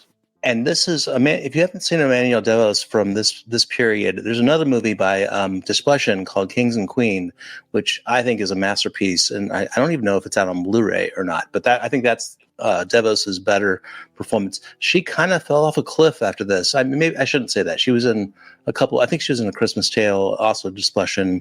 This is a really good movie, and I think this will surprise some people. So I would recommend this. If you don't like Amelia Perez, don't worry. This is nothing like Amelia Perez at all, in the slightest. This is really, really good. This one is Read My Lips from 2001. This one is getting a 4K release and a Blu-ray release. So sorry, I already gave my spiel before you. You're good. The other one, they must not have been able to do a 4K. So this one is a brand new 4K digital restoration, supervised and approved by Audiard. You got a new Afterword by Audiard, audio commentary with Cassel and Emmanuel Devos. You got a program debut, the making of the film with interviews, and then an essay by Jeanette Vincendeau. Right, yeah. Vincendeau, she's a great essayist. She also has done some work on Melville and others. Yeah, so this is I get why they did the 4K. You got me, whoever that was. That was Reggie. I try to time those two. I want to get the guest. Want to get him to laugh, him or her. Great stuff. Oh, we're done with Criterion already? Is that it? Yes and no. I didn't repost all the Anderson stuff, but I wanted your take on it because that's the big thing is we're getting standalone releases of a couple Wes Anderson flicks that are coming in this box set, but also the whole box set is technically in this month now. So you've got the Wes Anderson Archive and then Isle of Dogs and the French Dispatch, both getting 4K releases from Criterion. Wes Anderson, how do you feel about him? What do you think about the box set? I love him. I love Wes Anderson. I've seen a lot of interesting conversations in the wake of that announcement, and also with the new film, which some people really really love, and I haven't seen yet, so I can't comment the Phoenician Scheme. But I do. The criticism of Anderson is he just doesn't change his style, and I kind of felt that way until I saw Grand Budapest Hotel. I think SNL actually really nailed Wes Anderson with the Midnight Coterie of Sinister Intruders, which should be on that fucking box set. I'm sorry. How many fucks is that? We shouldn't count anymore. I got a tally running. I think that's if you love Wes Anderson, that's a must buy. I do like that the other two films. I think it's very cool that they released those standalone. For sure. It's an expensive box. If you already own 8 of those films, they're probably going to be. I would imagine they would upgrade to the ones that haven't been standalone released in 4K. But no, I think I will say that we are going to do something about Wes Anderson on our website. We're going to do and we have somebody lined up to do that, but it's not announced yet. So just probably the next month or so we can announce. We have a lot of stuff going on the website, but I'll buy it probably for that thing. But I don't know if I would buy it otherwise. I'm no longer a completionist with Criterion and I don't think you have to be anymore because I don't think they're really appealing to that collector mentality. They're releasing like 8 movies a month sometimes, and it's a lot to keep up with. Even watching, that's a lot to keep up with. And I think it's going to be a beautiful set. Probably one of their prize sets. Personally, I would have liked Ozu. I could list like 50 filmmakers I would have preferred, but hopefully they'll get them. I do realize that the guy that produces or distributes both Wes Anderson films bought Criterion, so that probably that with that handshake, it's like, okay, we'll get a box set, right? So of course this is going to happen. Big month from Criterion. You got the box set. And I don't remember if we talked about it the week that they announced that box set, but the big thing to say, it is huge for Criterion to put out a 10 film 4K box set when they were late to the 4K game. And granted, 4K box sets aren't necessarily unheard of. The biggest thing to point to, Sony has done some that are great. Their Sony Pictures Classics box set was 10 films, so this is not unheard of. But for a boutique to do 10 4K films that are all stylized like this in this beautiful package, that's going to be awesome. Yeah. It's a big deal. I'm kind of known for slandering Criterion quite a bit because they've been on my shit list for a couple years, but I really have to say that's a big move. And honestly, it's gonna be good. Yeah. That's what people have come to expect from Criterion over the last 45 years or whatever. So it's not necessarily surprising, but after the last 8 years, it is sort of surprising. So kudos to Criterion. Yeah, no, it's going to be great. I mean, Criterion this month or Imprints month, which is better? I think Criterion's, and I don't think it's close, but they're both great months. I'd say Imprints, but okay. Okay, that's right. You have your opinions. Go up, blow smoke. We've talked about these because Imprint is also putting these out, so we probably won't spend a ton of time. But September 26th, Blu-ray of Coming of Smoke from 1995 to Kino Lorber. This is a movie that pretty much everybody loves. We've got some extras on here. We got an interview with the director Wayne Wang, moderated by Kate McKay. We got an interview with the writer Paul Oster, behind the scenes featurette, and then a Berlin Film Festival press conference. And if that's not enough to keep you excited, of course, they also got to put out Blue in the Face, which is essentially the sequel to this. Great cast in both movies. Lots of stuff. You got an interview with Wayne Wang on this one as well, and then interview with Paul Oster and all that other stuff. But if you're just wanting to save some money and you want to shelf next slide, please. some shelf space, you could just buy them both. And honestly, kudos to Kino here, because Yeah. both titles you could get for like $17, but if you buy them both in this release, you can get it on Atomic Movie Store right now for, I think it's $24. And that is pretty damn great. So if you're wanting both of these, double feature on this, and the fact that you can only pick one or the other if you love one and not the other one, that's pretty damn great. So how do you feel about these films there, Aaron? Well, I haven't seen the sequel, so now they look like different films. Just looking at the covers, Yes. Smoke is great. I'm sure I'd love this. Yeah, good stuff. Probably a Kino sale. I mean, the double feature. I kind of wish that there would be more double features. The studios used to do that, and they were bare bones usually. But if you just want to watch the movies and then have them in your collection for whenever, rainy day, more double features go Kino or whatever label. And by the way, I saw Sibner had a comment about loyalty on a label. I agree. Yeah, just buy what you want. There's some, as we've already talked about, there's so much. We only have so much money. There's tariffs. Yeah, that is true. More Kino. We are getting that does not have the release date, so I'm going to scroll up a little bit and go figure that out. I believe it's also coming on August 19th, but the underground films of Beth B and Scott B are coming in a bit of a set from Kino, and this is really nice. You got multiple discs in here, tons of stuff from the 70s and 80s, films that a lot of people have been wanting for a long time, and I'm so glad that they are putting this out in a way that people can appreciate. Films that deserve more attention. And Kino, when you're putting out 250 titles in a year, you better be able to do some stuff like this that most people have not heard of, because otherwise you just put out a lot of the same stuff. So this is pretty damn exciting. Yeah, no, I haven't seen this, but I kind of love that scene, and I love that they're putting out like cult films. And when I say cult, like I guess, and underground films. It's right. They're on the cover. So, I look forward to it. This is, again, probably one I'll get on a sale or. The release date on this one, by the way, is August 26th, the week later, August 26th. Gotcha. Cool. Then, the same day, August 26th, the Kino Cult number 35, they are putting out Frankenstein's Bloody Terror from 1968. But the cool thing, this is a full 3D release of this movie. The big thing is this is going to be meticulously restored by the 3D Film Archive, which means it's going to look frickin' incredible. It's also going to be presented with both the stereoscopic 3D, where you put it in a 3D player and you use the specific monitor or glasses that they have, and then the anaglyph version, where you can use the red and blue or red and green glasses, and they are providing a set of glasses with this release. For the people that love you some Paul Naschy, this is the one to get. So you don't need a 3D player? Because I don't know if anybody has one anymore. Tons of people still do. Okay.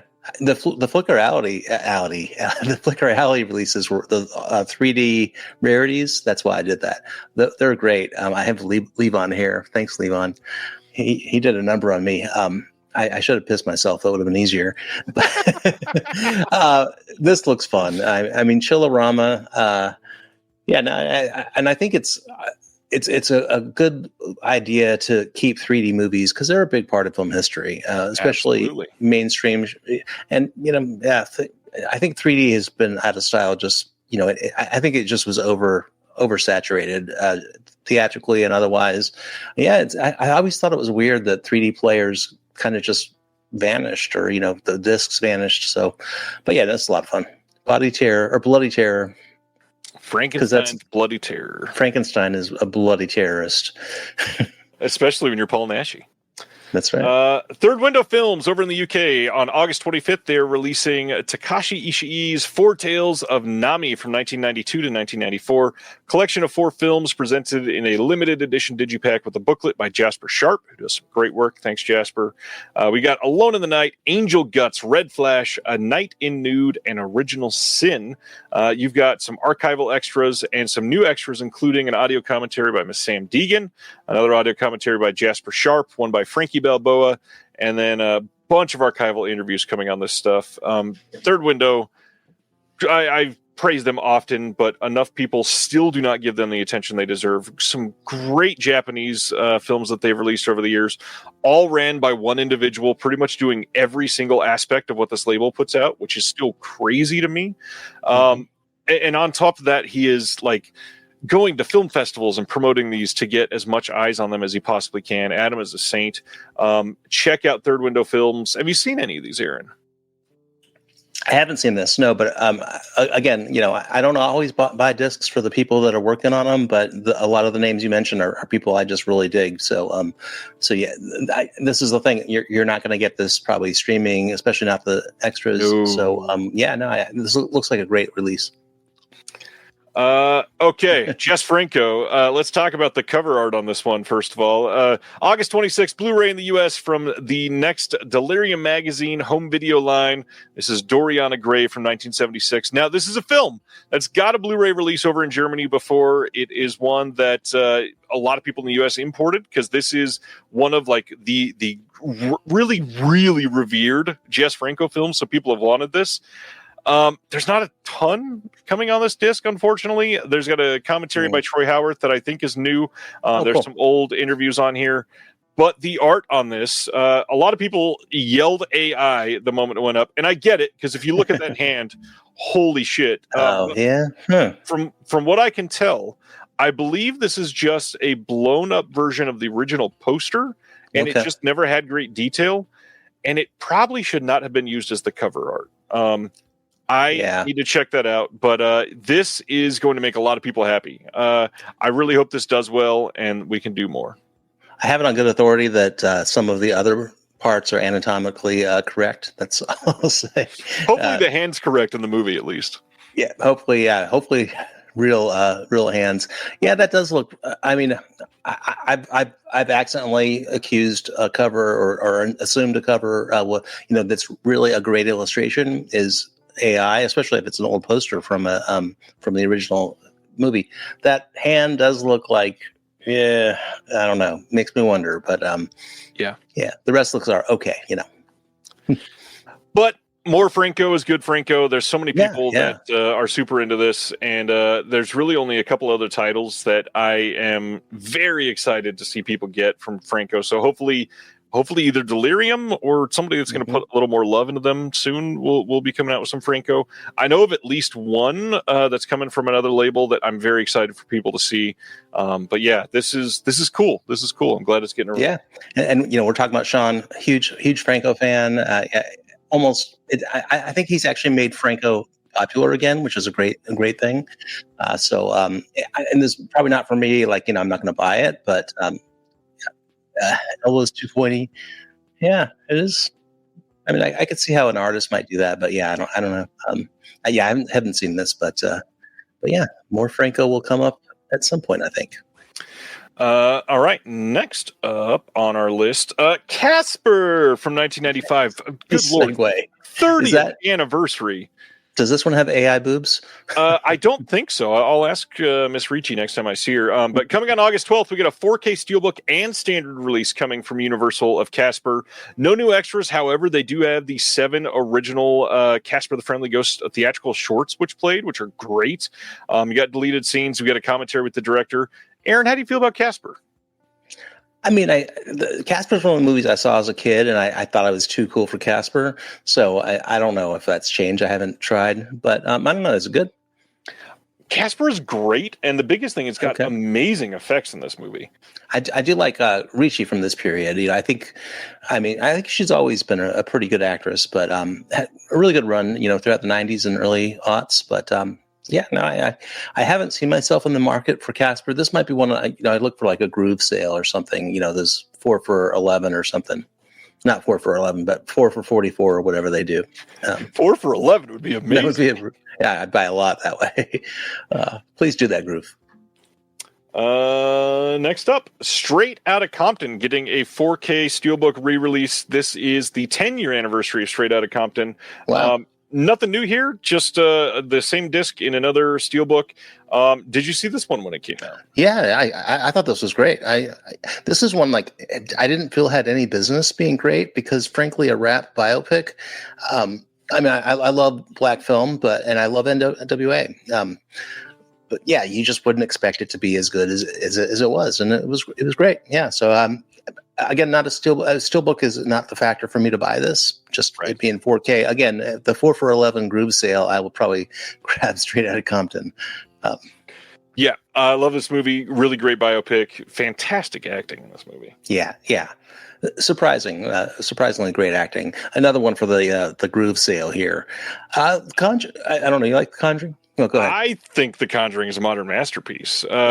We got The Conjuring 4K Steelbook coming in the U.S. here soon. I believe this is also an August release.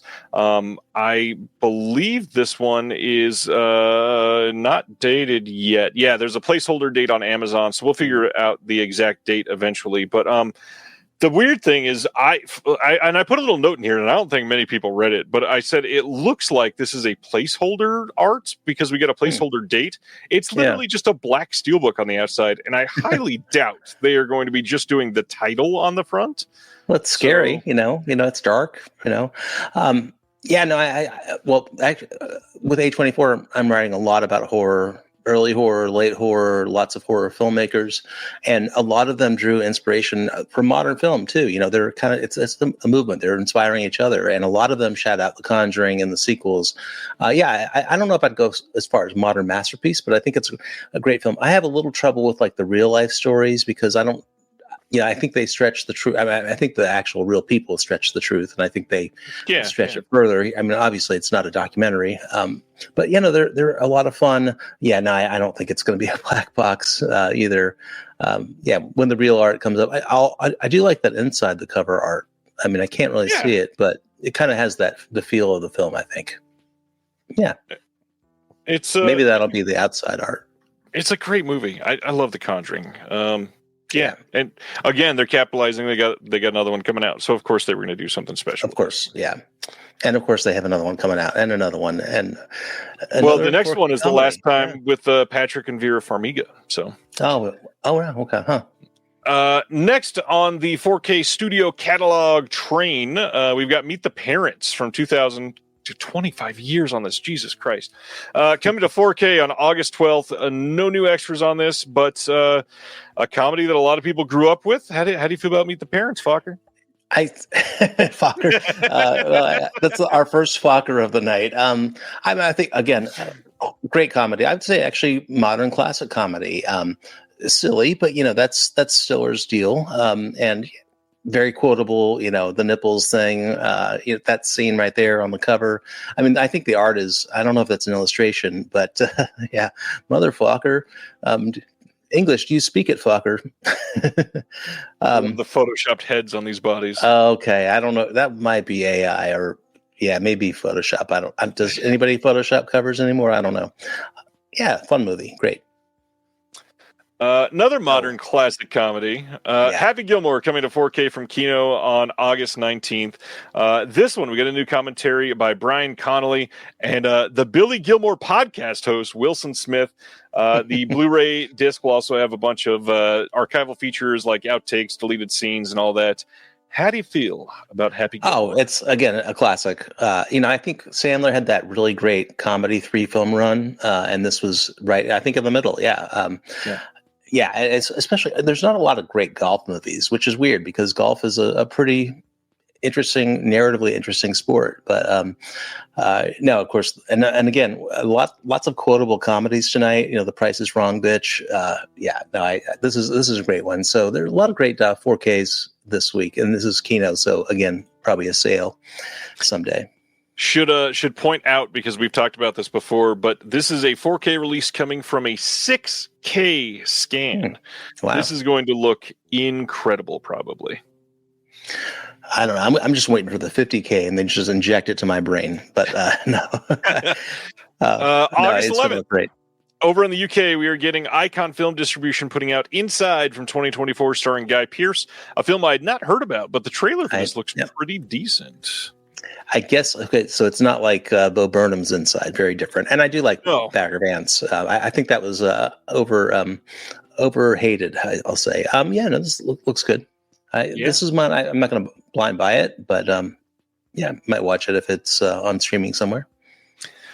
Same day, August 11th, I get a Blu-ray in the UK from Fabulous Films for Jim Henson's The Storyteller, the complete collection. Now, we talked about this, probably about 6 or 8 weeks ago, because it's getting a release in Australia as well, which normally when that happens, you can kind of surmise It got announced in the Australian release territory, got announced in the UK release territory.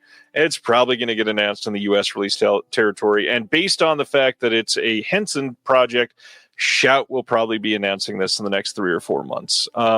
Now, is that meaning that one of them is going to be better than the other? Not necessarily. They could all be the exact same discs. Just a heads up before you might want to overpay for one of them, because I know for me, I got to have at least one copy of this because I love Henson. So, all right, if you know a secret, you're a bad liar right now. But no, I don't know. You probably don't know a secret because you wouldn't have said all that if you didn't. Right. Yeah, no, I agree. This has Shout wwrten all over it. But if you like it, buy it. Like I said. Yeah, well, I say that because they put out Labyrinth, and they've done I think streaming either for this, but like a ton of the Henson stuff. But I mean, it's also they did Dark Crystal, they did Labyrinth. It just falls right in line. I haven't seen this either, so I don't know if it's good or not. I haven't seen it in ages, but I remember liking them. Speaking of A24, this is an A24 film. July 14th over in the UK, Entertainment and Video is one-upping A24 on their own film and putting out a 4K of Death of a Unicorn, which got really awful reviews. So I'm very curious to hear what you thought about this one. I saw it in theaters, and I would say it's okay. I would say it's like, I think I gave it like a 7 and then bumped it down to a 6. Will Poulter is really funny in this. It's kind of one of those typical eat the rich movies right now. Yeah. I think it's an interesting concept.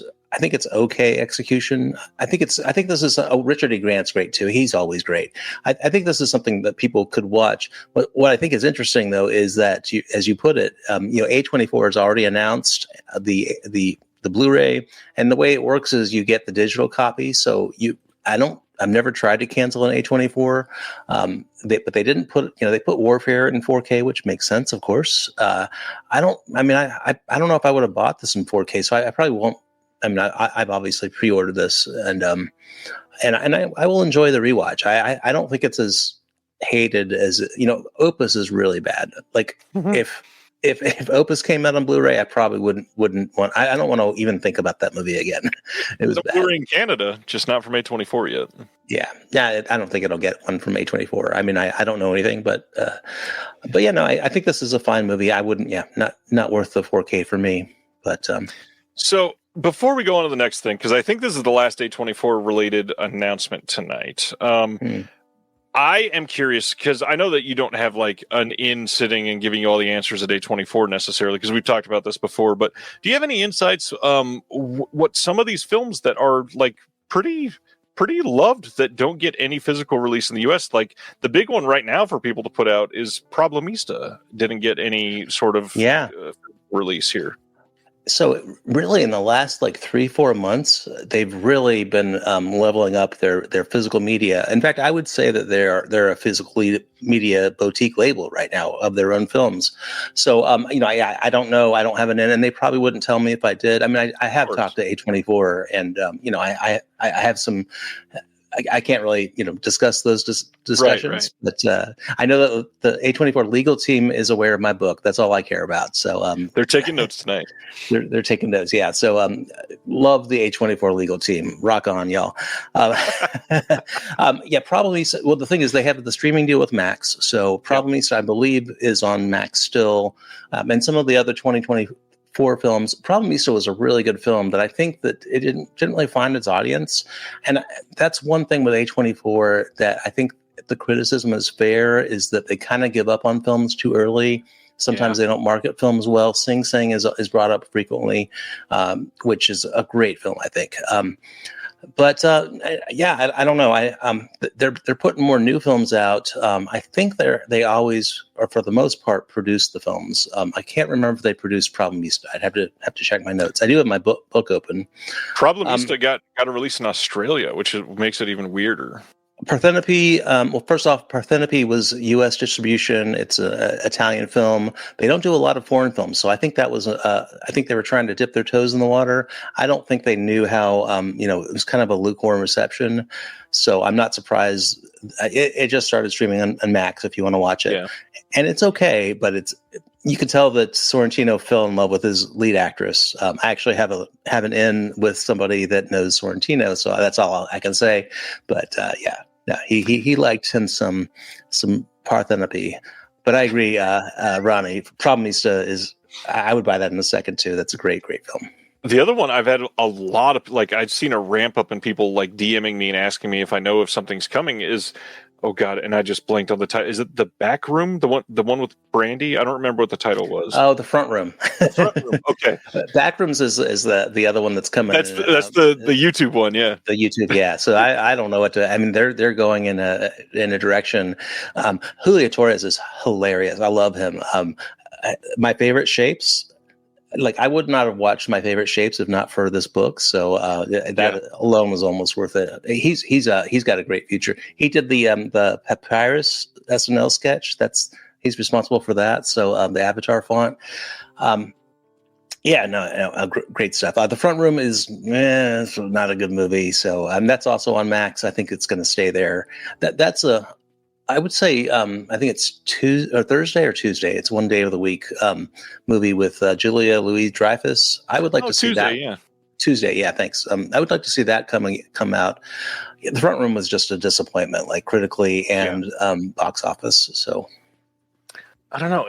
I feel maybe I'm just jaded to it because of what I do for everybody here, but I feel like it would still sell very well. Especially, I mean, Brandy has a built-in fan base, horror has a built-in fan base, but the biggest thing, A24 has one of the most loyal fan bases out there. That it's like really literally a parody unto itself sometimes.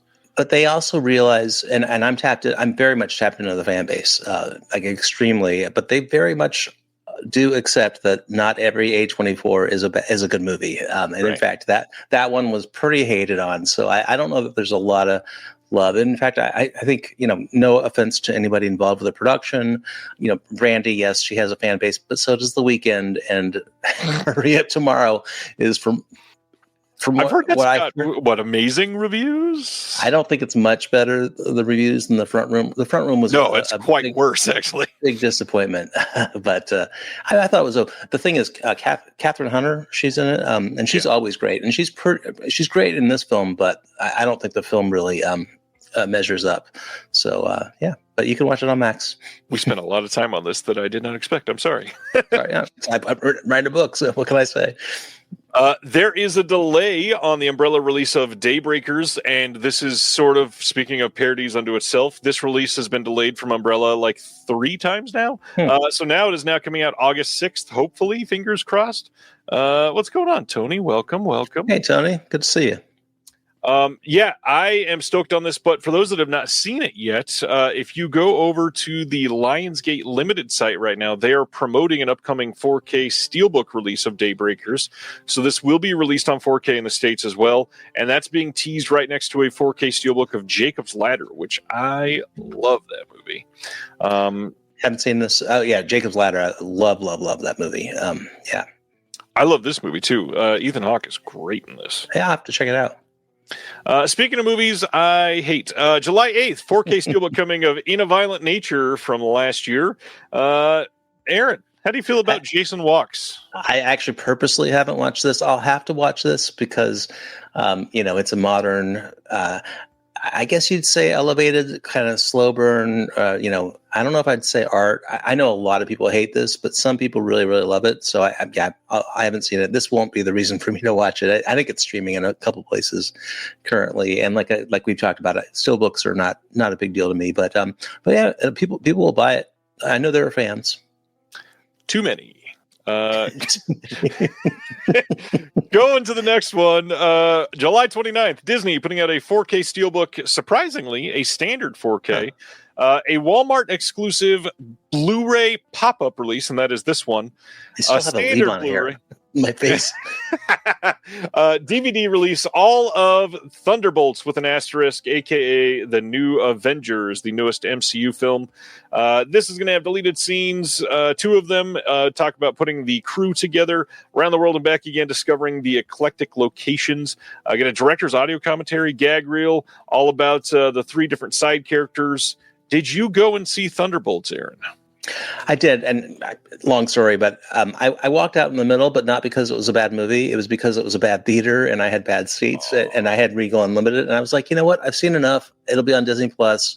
I'll catch the rest. I thought it was a lot of fun. I was really digging it. So yeah, I left about the time that they're like driving a station wagon through the desert. So if you know that time, I do think that this was a nice. So I like Marvel. I usually try to watch all the Marvel movies, not all the TV shows, but I've kind of become a little tired of I think a lot of people are a little tired of Marvel. So I didn't watch Madam Web, so I can't really speak, but I haven't heard good things. I hated the Captain America. I mean, I just didn't get it. I think did you have to watch the TV show for that? I don't know. I don't think so. Okay, well, I was lost. I was like, who the fuck are these people? But this was a lot of fun, and I thought I like kind of like the James Gunn type of comedy humor. I am really looking forward to his Superman. Not that that's Marvel, but yeah, it's fun. Yeah, I might even pick up the 4K. I just realized you probably did have to watch Falcon and Winter Soldier before Captain America. That explains a lot. So forgot about that one. I definitely saw this in theaters, and I thought it was probably the best of the current stage of the MCU. That's not saying much because it still wasn't like a mind-blowing movie. It was just more of like this was like a return to lower B tier status for Marvel rather than like upper D tier, and that's helpful. That's why I walked out, just because, I was having a good time, but I didn't think that the theatrical experience was that elevated. So I didn't think it needed. I still have a leave-on hair on my face, so sorry about that, everybody. I'm not picking anything. I held my cat for like 10 seconds. That was ruined my night. You know what movie I did see in theaters that loved, and that's the next one. September 11th, we get a I want to see 4K and Blu-ray media book over in Germany from Cape Light of The Ugly Stepsister from this year. Now, that being said, don't necessarily rush out to get this. Just wanted to point this out there because it is such a great movie. There will absolutely be a U.S. release of this. Not sure.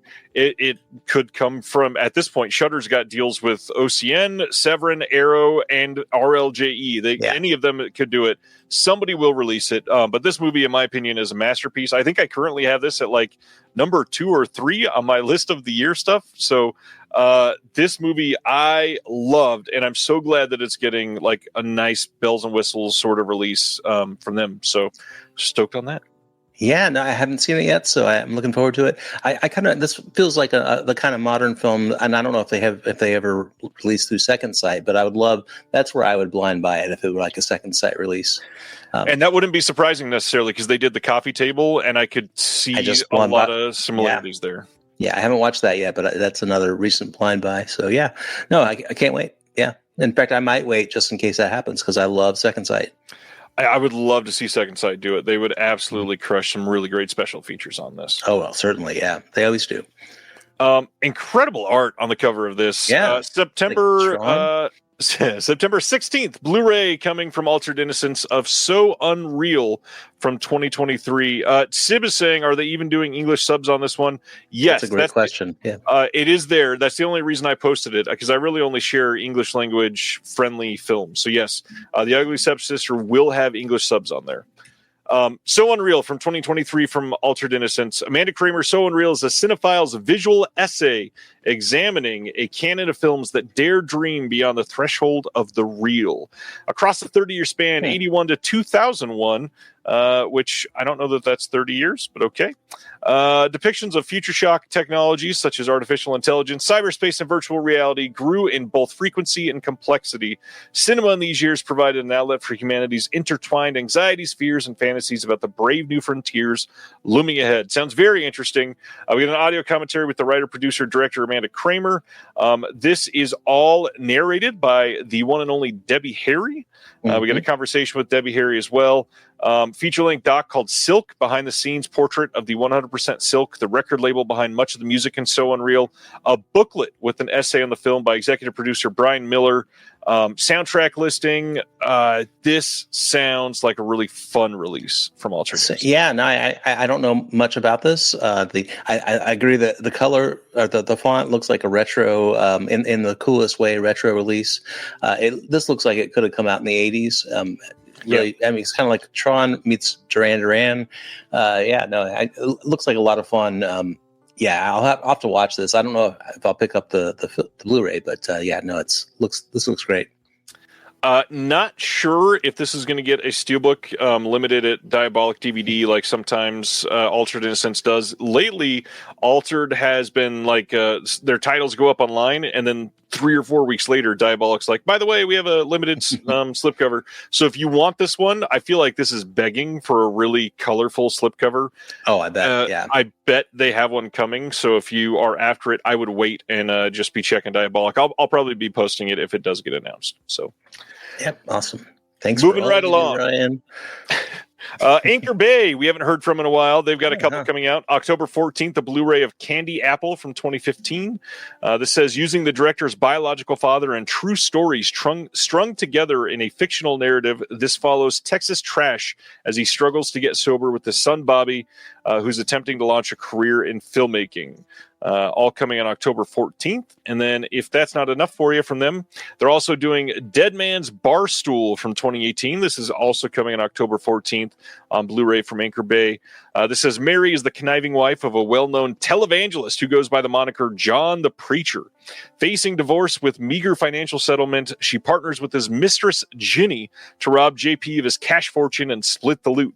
When they discover him dead from a gunshot wound to the head, their scheme starts to unravel piece by piece.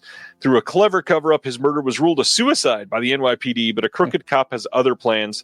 This sounds quite complex and potentially Coen Brothers-esque if they do it that way. Reading, yeah. Yeah, curious to check this one out. I've not had a lot of faith in the new incarnation, we'll say, of Anchor Bay, but this one sounds fun. Has anybody seen this? I'd love to hear thoughts in chat if you have. Yeah, same. And I know Tony's in the chat. I know John was working on the documentary about them, right? So I don't. Yeah.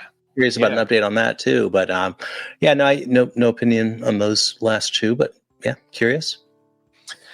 This is one a lot of people probably have an opinion on. July 8th, we are finally getting a Blu-ray in the U.S. from Magnolia of Man on Wire from 2008, the documentary. This is also going to have the animated short film, The Man Who Walked Between the Towers. Somehow, this has never had a Blu-ray release in the States. This is the first time. This one has gotten a Blu-ray release over in Germany or the UK, I think, and it's just finally getting released in the States, so people will be able to get an HD release of this. Have you seen this doc, Aaron? Yeah, no, it's a great doc. I think it won the Oscar, although, as said earlier, that doesn't mean the best, especially with documentaries. It's really hard. I think it won the Oscar. Philip I'm Petit, not sure. I think is his name, that dude on the wire, the man that title refers to. Yep. That's the dude. Yeah, pretty amazing human being. They made like a biopic about him that I thought was not as good. I forget the name a few years later. I think the documentary is probably the story to watch. Apologies to people who liked that version, but it's a good documentary. I'm so dumb. You said I couldn't think of what it was called, and I immediately, I don't know how my brain thinks of stupid puns, but I said in my mind, is it called Petite My Man? I don't know. That's a really dumb art house joke. That's a very obscure one. I mean, I love it. There's a secret I could tell that announcement I could make that is related to that, but I'll keep that one under wraps for now. I don't even think I've told you that yet. So yeah, we'll wait till we're off the air, but we'll definitely be discussing that one. Going to our next title. Let's talk about Eureka announcements from this morning, which in my opinion was incredible. September 15th, Blu-ray box set in the UK as part of the Masters of Cinema set. Rack and Rubin, the Rubble films at DIFA from 1945 to 1948. This is a box set of films called The Murderers Are Among Us, Somewhere in Berlin, Police Raid, Marriage in the Shadows, and The Blum Affair. This says the first film studio to begin operating in post-war Germany, DIFA, was officially authorized to begin making films in the Soviet occupation zone in 1946. Overseen by the Soviet military administration, one of its primary mandates was to aid in the denazification of Germany by focusing on anti-fascist themes in films that would ruminate on the literal and figurative wreckage left behind by the Third Reich. Often shot on location in the ruins of Berlin, these early DIFA productions have come to be called Trümmerfilm or Rubble films and remain some of the most important pictures the studio ever made. So this is going to be limited to 2,000 copies. You got new art on all this. You got a booklet with new writing on the film by Soviet and German film historians, I believe is what they said, or maybe they were Diva film historians. We've got all 5 films in HD from 2K scans of the OCNs, new commentaries by a bunch of individuals that are really great experts on this field, new interviews. We've got new visual essays. We've got some archival documentaries, multiple archival newsreels. Wow. This is a magnificent looking box set. Cannot imagine. I did not get to look at these. Man, I'll just say, and by the way, it's Masters of Cinema. I think that's worth pointing out as well. I mean, Eureka, Masters of Cinema, I just love them so much. They keep on putting out real, I'm not going to throw shade at any other labels, but yeah, no, I agree, Manable. This looks like, frankly, like if you're going to put, German films around that time, now it's a controversial opinion statement that resistance or propaganda films, there were some good filmmakers in that point.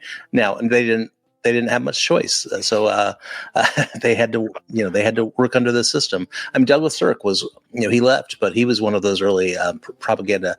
Helmut Krautner, I think I might have the name wrong. Put out some good ones. This like, even if these aren't the best films from Germany, this is like the way to put these out. Just with all these supplements, without all the historical context.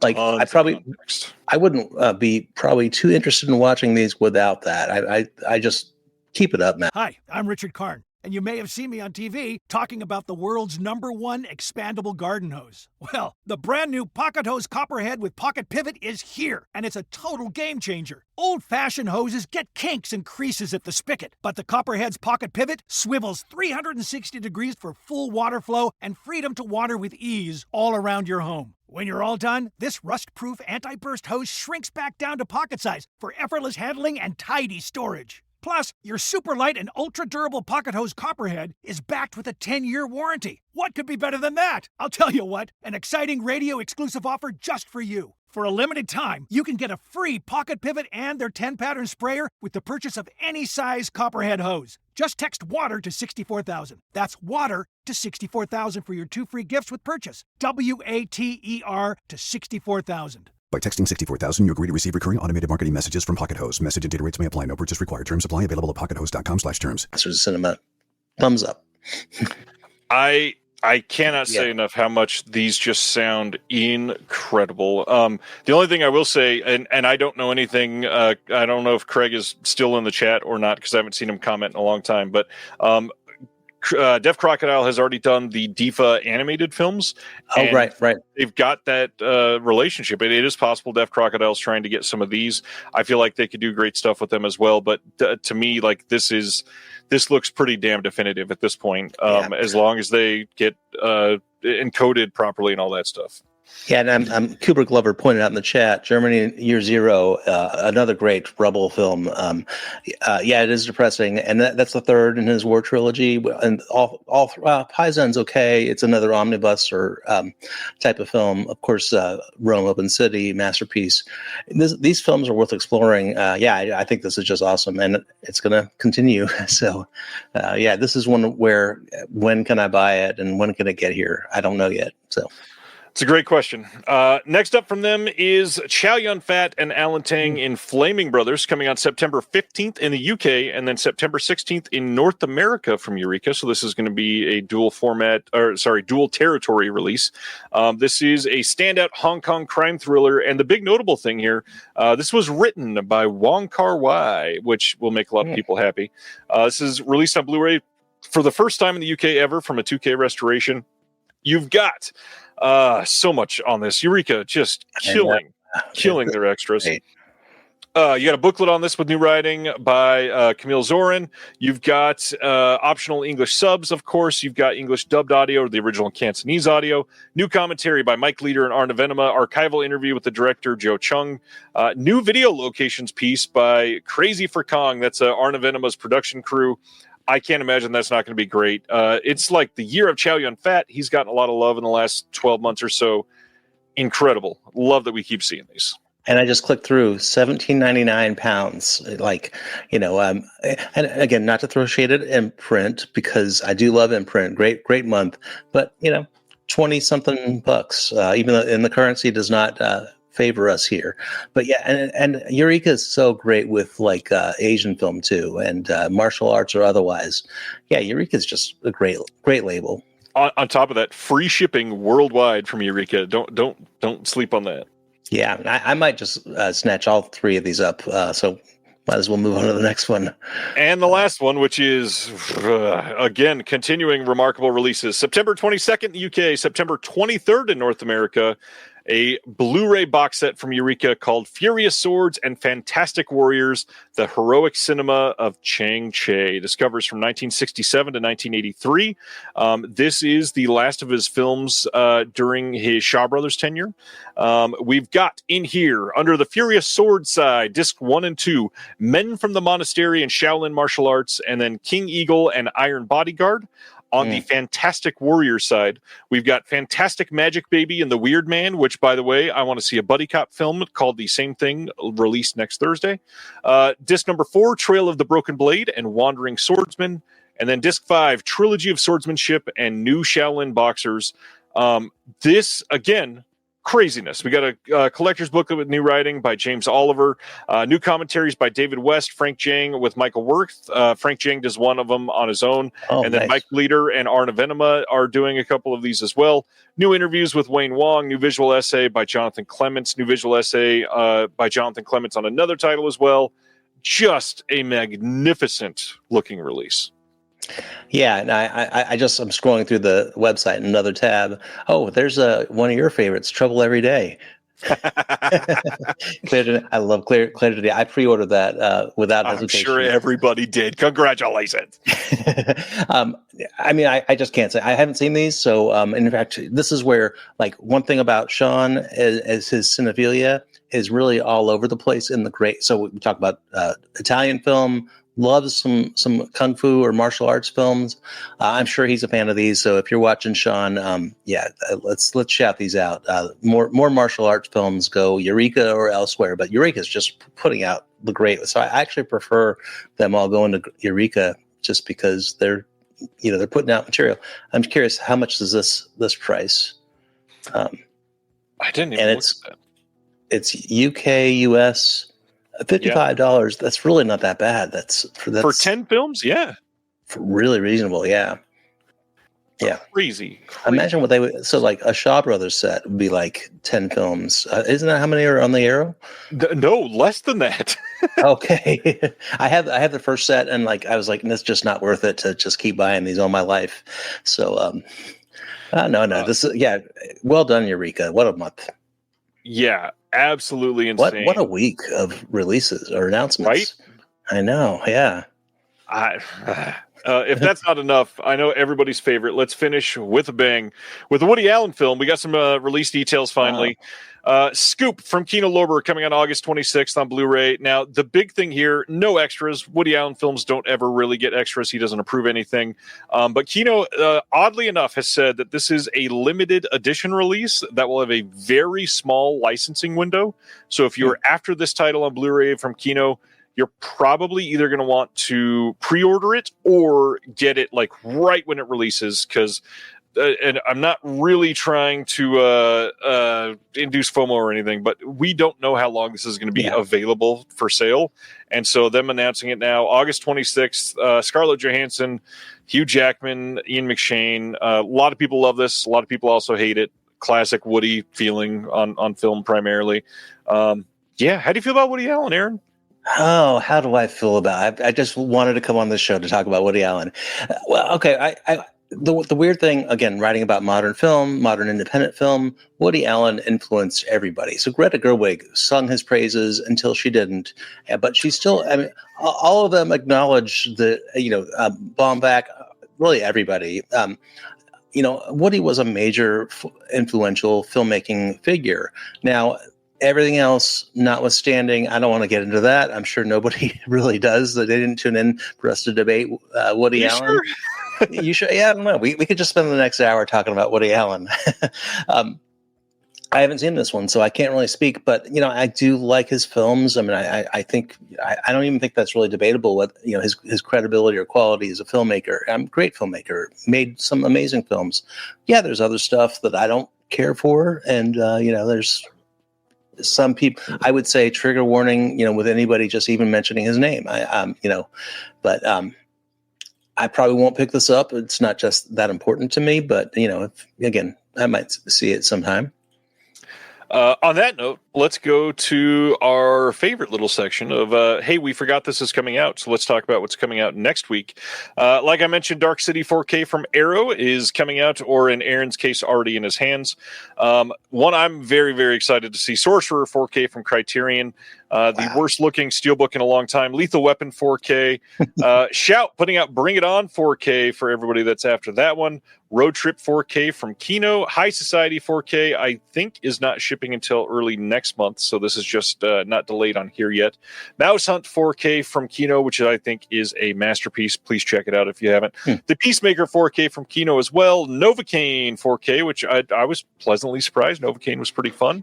Splendor in the Grass from Warner Archive. The Monkey 4K coming from Neon. St. Elmo's Fire 4K from Sony Pictures. His Kind of Woman from Warner Archive. Longlegs 4K Steelbook coming out with a pretty nice Steelbook here in the US, I think. Minecraft movie for all the chicken jockeys in the chat.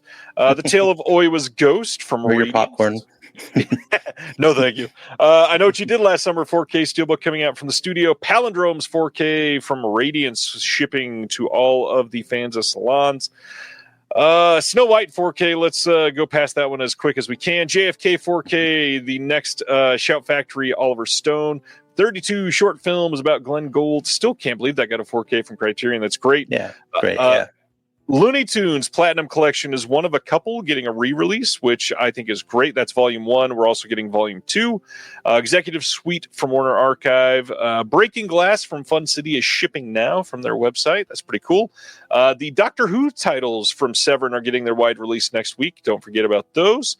Rustler's Rhapsody from Kino. Audie Murphy Collection Volume 5. Yes, War Hero, all that stuff. Not taken away from that. The Enchanted Cottage from Warner Archive. Devil's Sword from TerraVision will finally be shipping here in the next 10 to 12 days, I believe. Let's see. The Citadel from Warner Archive. The Great Chase from Neon Eagle, which, shoot, I forgot I need to order that. The Tragedy Man shipping from Deaf Crocodile now. The Experiment in Terror from Sony. Rico the Mean Machine from Cauldron. That is most of them. Day at the Beach from Indicator. Capote. Ephus from Music Box. I need to see that one. Any of these other than Dark City that you're after here? Well, I'm Sorcerer, of course. Masterpiece, 32 films about Glenn Gould. Yeah, there's a lot here. Actually, Sleeping Beauty's pretty good. I did care for The Monkey. I mean, The Monkey's one I would probably watch again, but, just for the fun of it, basically the creative kills, that kind of thing. Bring It On is actually, I think, slept on. I think should be better regarded. So, yeah. Yeah, and you know what? Are we transitioning to the main? Yeah, we'll go to our main announce course. My thing if you'd like, because it's going to come up. So you want to scoop? Oh, let's do it. I did not mean to connect that to a Woody Allen conversation from 10 seconds ago. So I've the scoop is that so as you all know, I'm writing the A24 New Wave. Ryan was actually the first and last Kickstarter backer for that. So after the Kickstarter ended, I had to basically make sure I watched the remainder of all the A24. You kind of have to watch the movies to write about them. Yeah, please, and then finish up. And I'm actually pretty close to finish with the manuscript. I'm at about 450 pages. We had to change some editorial direction, so I'll be with the first revision. So we're preparing publication. So, nice, Colton. So, enjoy your sleep, and yeah, thanks for not caring about my announcement. I'm kidding, no shade. So anyway, I've been writing about all this independent film, this modern label that there's not a lot written about modern film these days. So I was very surprised. I wish there had been, because it would have been easier for me. But so I kept on bumping up against Neon. So usually I wouldn't even announce this, but the thing is, so I've probably going to have a 500-600 pages book about A24 that I'm going to have to cut, and it's through the lens of modern cinema, which I'm sure we'll get to. So I'm actually already working on my follow-up book. Now I'm going to finish the A24 book, but my follow-up book is going to be about Neon. So, yeah. This is pretty exciting, and Neon actually has done a lot of things very, very well. Everybody's laughing at the whole, hey, we've picked the Cannes winner, God, how many, like 5 or 6 years in a row. The reality is they buy highly regarded films that are just very likely to win. They're not always, they have like half the competition this year. Like they weren't going to lose this year, and they probably won't lose.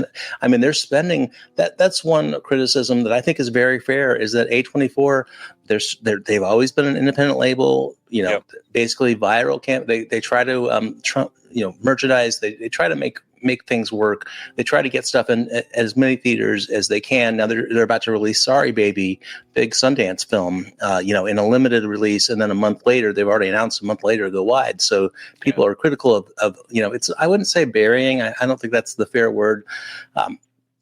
And then, and we'll get into this with Sean's films. So, obviously Sean went from A24 to Neon, and I absolutely think that was the right move for him because, we'll talk about Red Rocket's going to come up in our conversation.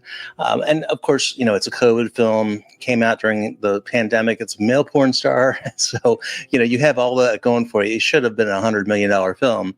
But, I just personally don't feel like that release window was treated well. And I think that what... And, I can be critical of A24. I'm a big fan. I'm a massive fan. Look at my wall. But I think that Neon basically succeeded with Honora. Again, female sex worker, dancer / stripper that, it's almost like on the other side of the coin of the Red Rocket story. She obviously does, go a little further than just dancing. But they did commit to their word. They put it in theaters. They had a great Oscar campaign. Obviously, the proof is in the pudding. Huge Oscar campaign, and they're willing to spend. And frankly, A24 has like a $4 billion valuation now. So I'm surprised they haven't opened up their pocketbook. I don't know that they do great with international distribution either. So the thing is, they're still a great company. And I love both. So that's as I've been writing the later stages, so I'm writing about Ty West right now. And that's a lot, but he's as you can imagine, that's near the end. But I just kept on bumping up more against Neon, as I continued.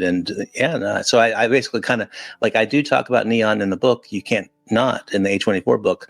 And I don't even care if anybody else writes one about Neon. I usually would, you should announce a book that you haven't really made some progress on. Right. It's just not a good idea. But since I've already got the infrastructure for this, looking through modern distribution, through a classic cinema, new wave cinema look, and the A24 book looks at lots of all these influences that we're about to talk about.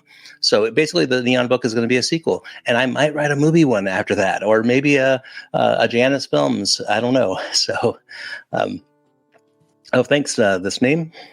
Yeah, I didn't want to cut you off here, but correction. This name, for some reason, I thought the Shawscope only had 9. I totally forgot. This name says Arrow Shawscope Volume 1 had 12 movies. Volume 2 and 3 both had 14 movies. Just correcting, because I've seen you claim as little as 8 on several occasions now.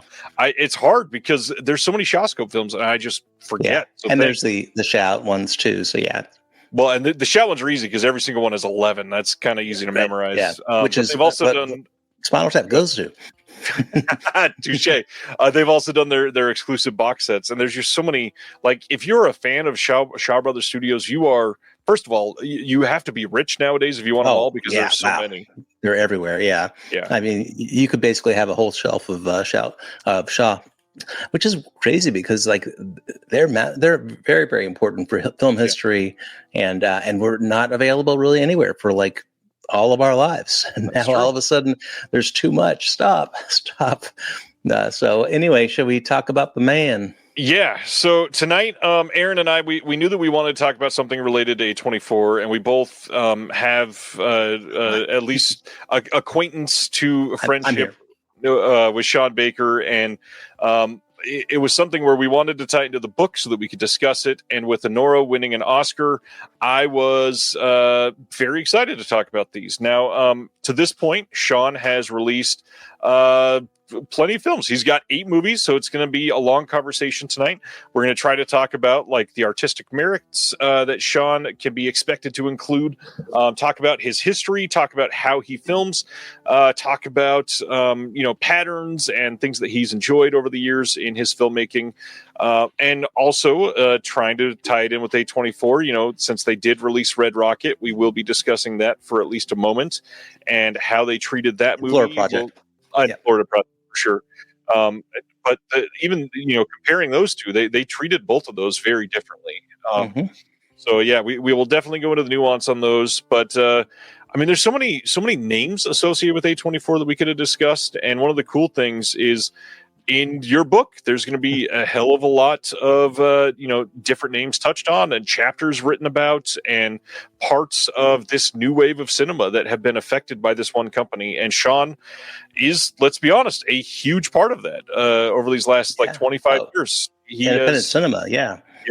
Grown immensely. So let's get into it. First, love to hear what was your first foray into Sean Baker. What was the first movie you saw or anything from him that you learned about him? Well, it's been a while. So I actually checked, and Sean and I first met in 2017. So I interviewed him just shortly after he was at Cannes. I actually cut up that interview because I wanted to quote it.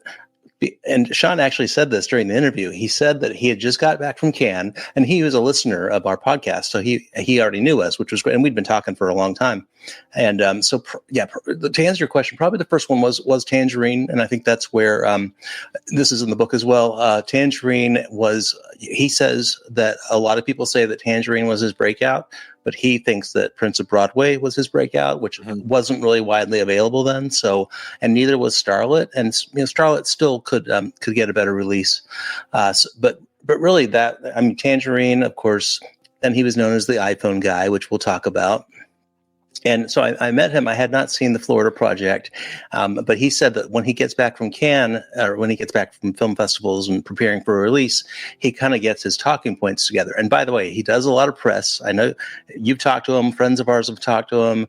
There are interviews everywhere. And I have found he says a lot of the same thing. Sorry, Sean, but you do sometimes. But he says he's so great talking about film. I actually put this in the book that sometimes, especially when he's talking about his influences, his voice, his inflection changes. He gets so excited. I love listening. And so I got basically unfiltered, unvarnished, unprepped Sean talking about Florida Project. So my favorite quotes were the ones he gave me, but of course there are a lot of great quotes. So and I hadn't seen the Florida Project at the time. I actually jinxed him because I told him, "Oh, you're going to win a lot of Oscars," and he was like, "Don't jinx me." And then after Oscar night, I was like, "Shit, it's my fault." But he's okay now. He's okay. He's doing all right. So really Tangerine, but Florida Project is really, I think, for a lot of people, that's when, Tangerine was like the indie film that it was the iPhone film that overcame, a pretty modest budget, really. And in fact, I have it here. Look at that. Florida Project, I think for a lot of people, that's when he really landed on people's radar. And same for me. That's when I had seen Takeout, but it was like a 99-cent rental or something on Amazon or Vudu or something like that. The Florida Project is really, I was like, okay, well, he's really somebody to reckon with. And he was just, he's talked a lot about this to me, to others. He's really good at maintaining his own films. And I think that's a lost art. And so now we're seeing, and we'll talk about this, he's bringing his films out, his older films. Yep. So, and he's doing them right. So we'll get into this. Are we going to rank these, or how are we going to do this? We are going to rank these. Like I said, Sean has put out 8 films. One of them has been historically very difficult to see, so we're not going to say much about 4-letter words tonight. I'm still hoping that eventually we get some sort of a physical release of that. It deserves to be on Blu-ray, especially now that he's got the cachet of literally winning the most Oscars in one night for one film. That's pretty incredible. So hopefully somebody can touch 4-letter words. But we're not going to be able to rank it tonight because neither one of us has seen it. But other than that, we're going to talk about the other 7 films. Actually, a tiny bit on 4-letter words. Okay, because sure. He actually told me in 2017. I just heard it. He told. Well, first off, it showed up on the Criterion channel for like a split second, and then it was gone. And so I just, because that was the same month as his bundle that showed up on the channel. So I just thought, oh wow, they're giving us one more. And I don't know what happened. I don't know if he would tell us. I'm sure he knows, but in 2017, he had told me that on my podcast, so it's public, he had told me that he had worked with Vinegar Syndrome on a 4K restoration of 4-letter words, and he was then trying to get it out by the end of the year.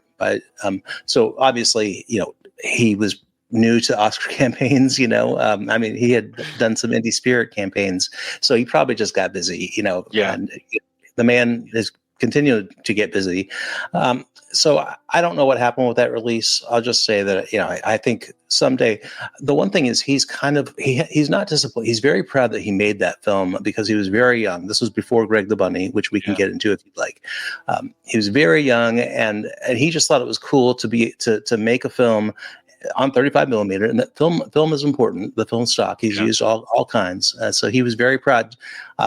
But I think he would say, I don't want to put words in his mouth that I haven't heard, but I don't know if embarrassed is the word, but it doesn't measure up to his other work, in his opinion. So, but I don't think he would block it. I think he would let it come out, and but I wouldn't expect the same as I think Takeout On is when his auteur level came out. So anyway. One day, hopefully. We got you just mentioned a bunch of things that I definitely have undersold how much we got to cover tonight. Because even the formats that he shot on are all across the board. He has developed as a filmmaker from loving Dogma 95 stuff to being famous for using iPhones to, making Takeout with literally the best possible thing that he could to now being a champion of filming on celluloid, and it's gonna be a lot to cover tonight. So my first one I just want to shout out tonight was Tangerine as well. Came to that fairly quickly after the release. Your first one. Okay, just first one I saw. It's not on the bottom of my list, but it's one that I knew that this was going to be a special filmmaker for me. Specifically, the ending really got me to appreciate him immediately. So we'll cover that tonight. Try not to spoil much from the films, but we're going to try to share as much from the stories as we can because they deserve it. And the stories with Sean's films, they're mostly about developing characters and sharing deep parts of people's lives. Aquafina Pro script. That's the plot. That's another part. Vomit. There's so much. Yeah, that's true. I mentioned that the other night when I was rewatching one of these to my wife. So let's get into it. If we're not ranking 4-letter words, what is your number 7 for Sean's filmography? My number 7. I almost wrote a piece of paper because it's not out anywhere. The thing is, I just want to preface, since we're ranking, nothing wrong with ranking. It's natural. We all love to do it. But I love all his films, so last place does not mean it's a bad film. So last place, 7 of 7, not including 4-letter words, is Starlet. But the thing is, I think Starlet is a fantastic film, and that was really his first in the sex worker industry, and he really dove in. So that was really interesting to research because he literally a porn star, porn house in the Valley, and I kind of learned about how he researches, and I don't want to get creepy or whatever. I mean, he researches like somebody would research a subject properly. He tries to find out what their lives are like, and he'll, it's not like, I guess it is kind of like verite in a little bit. He'll observe. And he'll look. So, for example, he's talked about the houses they lived in, and so Starlet is about porn stars, and it's about the relationship of a porn star with by chance she meets an aging lady. Yeah, no spoilers, but so it's kind of a Harold and Maude. In fact, it was directly inspired by Harold and Maude, and they actually watched Harold and Maude during the shooting. I don't think he does that for every one of his films. Really, really good film. But again, the other 6 are really good too. So Starlet is my number 7. Hopefully, we'll see a release from that. Not sure. I mean, I've heard some rumors. So we'll just you don't have the release that's out for that one. I'm surprised. Oh, okay. I don't have a release for that one because Music Box released it. I've got the Blu-ray for it. Yeah. Okay, yeah, no, I don't have the release for that. Sorry, Aaron. Shame. Sean is taking notes right now. You're banned. Yeah, Sean will get it. No, I get it. I'll talk about Starlet more in just a minute. So you have it. Okay, good. I do have it. My number 7 is a different title, which again, kind of like Aaron said, all 7 of these I truly enjoy. I don't think there are any here that are bad movies in any way. But number 7 for me is Prince of Broadway, which I do have that. Sorry, I do have Starlet. I do own it. I just didn't. It's upstairs. I didn't grab it. Prince of Broadway. Okay. Prince of Broadway is number 7. It's not your number 7, so I'll hold thoughts on mine until we get to yours, and we'll discuss the plot in detail and the kinetic nature of this movie. Because man, is it kinetic! Let's go to your number 6. What's your number 6? So, surprise, number 6 is Tangerine, which is, again, a great, great film. And by the way, the second side edition, this is only Blu-ray. And this is where iPhone film, I do think it would still benefit from a 4K, but not a whole lot. But yeah, Tangerine is just a fantastic film. And this is where Karen Karagulian really, I think, proved his mettle. So he was in Starlet. I mean, he's been in every one of Sean's films, varying levels of I'd say quantity or duration or even appearance. One we just get a voice. Actually, 2 we just get a voice. But Karagulian is great. Again, we won't spoil the final scene, but I do agree. The final scene was very much inspired. I'll say that the film and the way it unraveled was very much inspired by like Mike Leigh films. Yeah, it's really just a wonderful film too. But you got to rank something 6th. So Tangerine is my 6th. Yep, and I'll talk about this one more in just a minute too, because it's a little higher in mine. But my number 6 is one that you already mentioned, so we'll go a little deeper now, so I can talk in depth on this one, and that is Starlet. So Starlet is a 2012 film. Aaron already gave some of the plot. The big thing, which isn't really a spoiler because it happens in like the first 4 minutes, is the happenstance here. I think is really interesting. It's a porn star who's trying to save money and is going to yard sales and buys a thermos and gets home and discovers that it was full of money. And that sets up the entire rest of the film here. And the movie is known for a couple things. Specifically, if you look up like films with unsimulated sex, this is one of the ones that gets mentioned fairly early on a lot of those lists because it's one of the more recent ones. And it does. There's things displayed in here that are very obviously really happening and being captured on camera. And I think for the story that we're telling, I think that was important, and a lot of filmmakers would not have taken that step like Sean did, and to make it more verite and more real and more authentic for the viewer in that situation was not meant to titillate in any way, which is funny with the story that they're telling and what they're doing in that scene. But I think it was important to do there and actually display the raw and real aspect of this person's career. Literally, it's what their job is. But the film work. Yeah, the film is extremely well acted. For the story that they're telling, you could easily expect somebody to just sort of phone it in and be okay not doing much. But man, performances here are, you can't even say like fun because there's a lot of stuff in this that is funny as an outsider watching, but in the moment, this person is not living a super happy life. And Starlet is just a really great movie. It is made in such an authentic way, like you said, shot in the valley. There are scenes that I can say, yeah, I've been on that corner of that street right there specifically. Same. I used to live there. Yeah.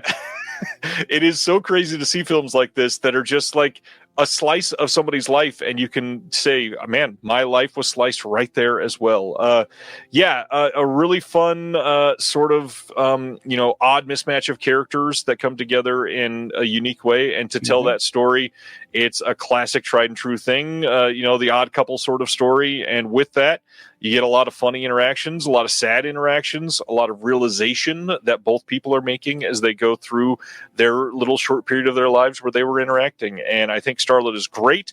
It deserves another release. Not that Music Box didn't give a good release, but I think that if we get more eyes on this film, it would do pretty well. I think people deserve a better glimpse into this and a chance at discovering it.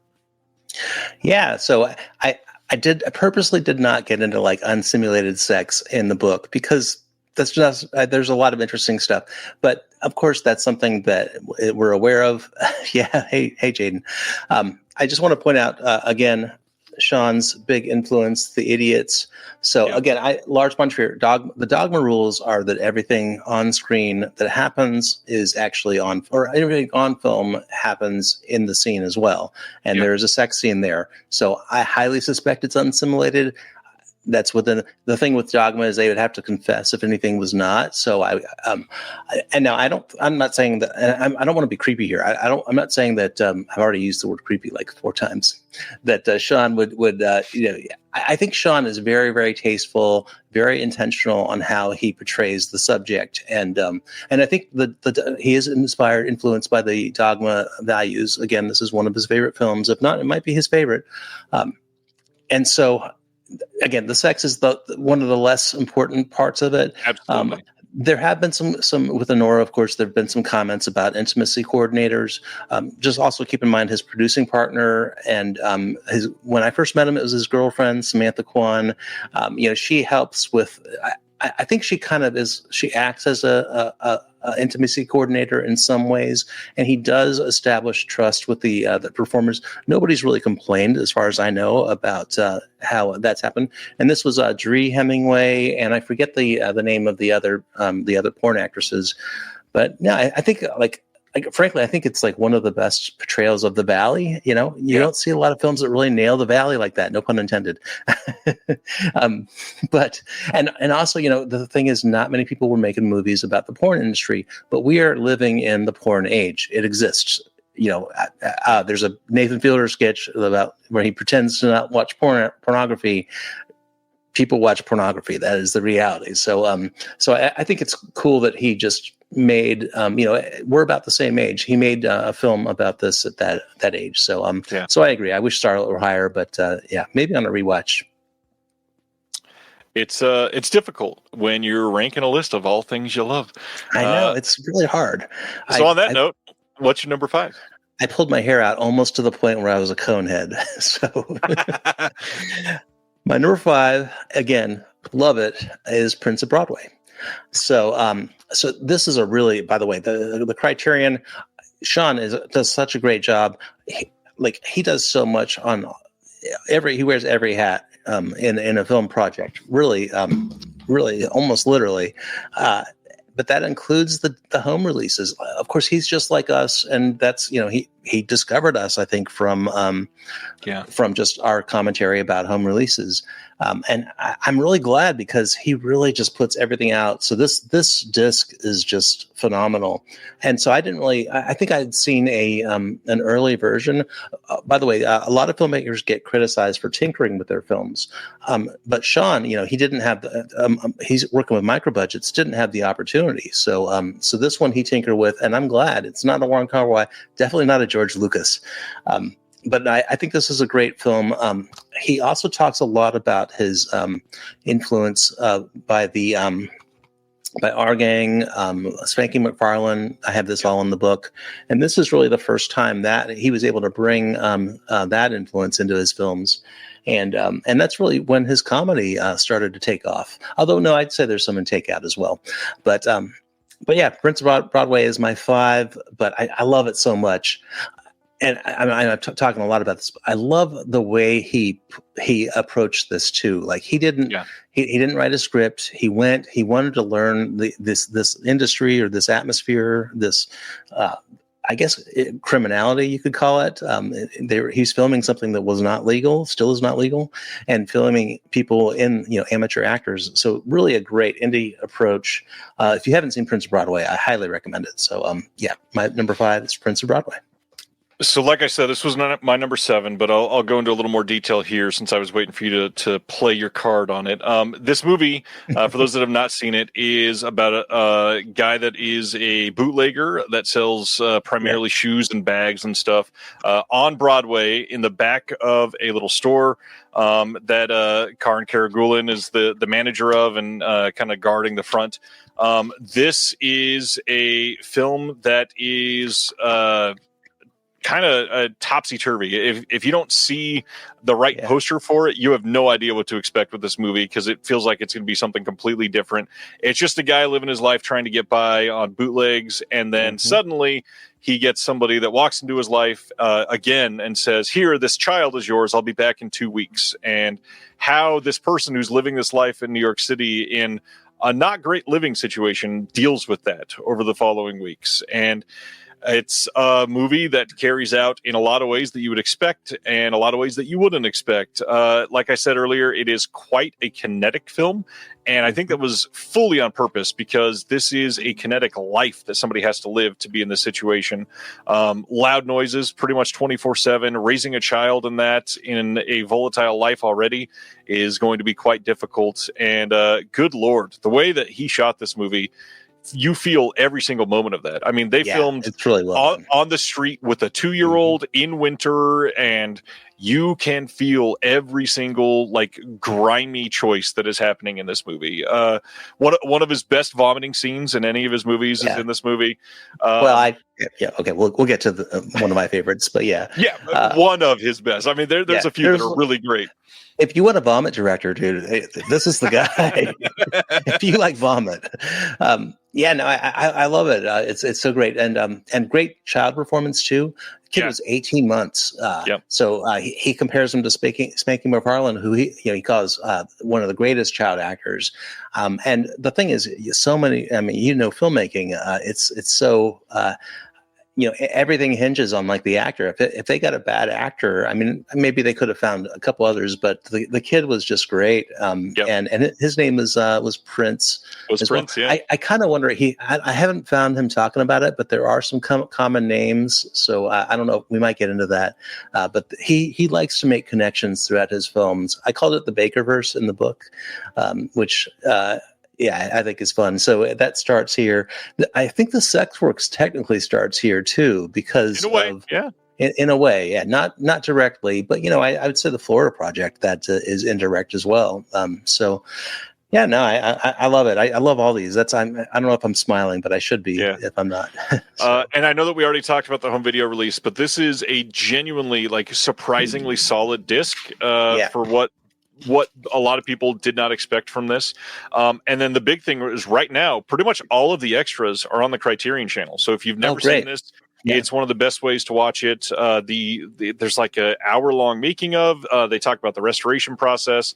That is, again, like you said, it's revisionist in a way, but for a very positive reason. He just didn't have the resources that he needed at the time to make it look great, and now it looks incredible. And he's talked about that too, and I do discuss that in the book a tiny bit about because he's really into restoring his movies, and frankly, he should be, and we're better off for it. So I don't know whose turn it is. I still haven't shared my number 5. It's actually mine. Now, if this is the same choice as your number 4, speak up so that we can both go wax poetically on it. But my number 5 is Takeout, which I love quite a bit. This movie got a Criterion release 2 years ago, I believe, at this point, and this movie is very early in his career. It's 2004. It is technically a second feature, and it is about a gentleman that works in a takeout restaurant in New York City who is a bicycle delivery driver of food for this restaurant. He is in a rough situation and needs a bunch of money in the next, I think it's 48 hours or whatever, and we see him trying to earn that money.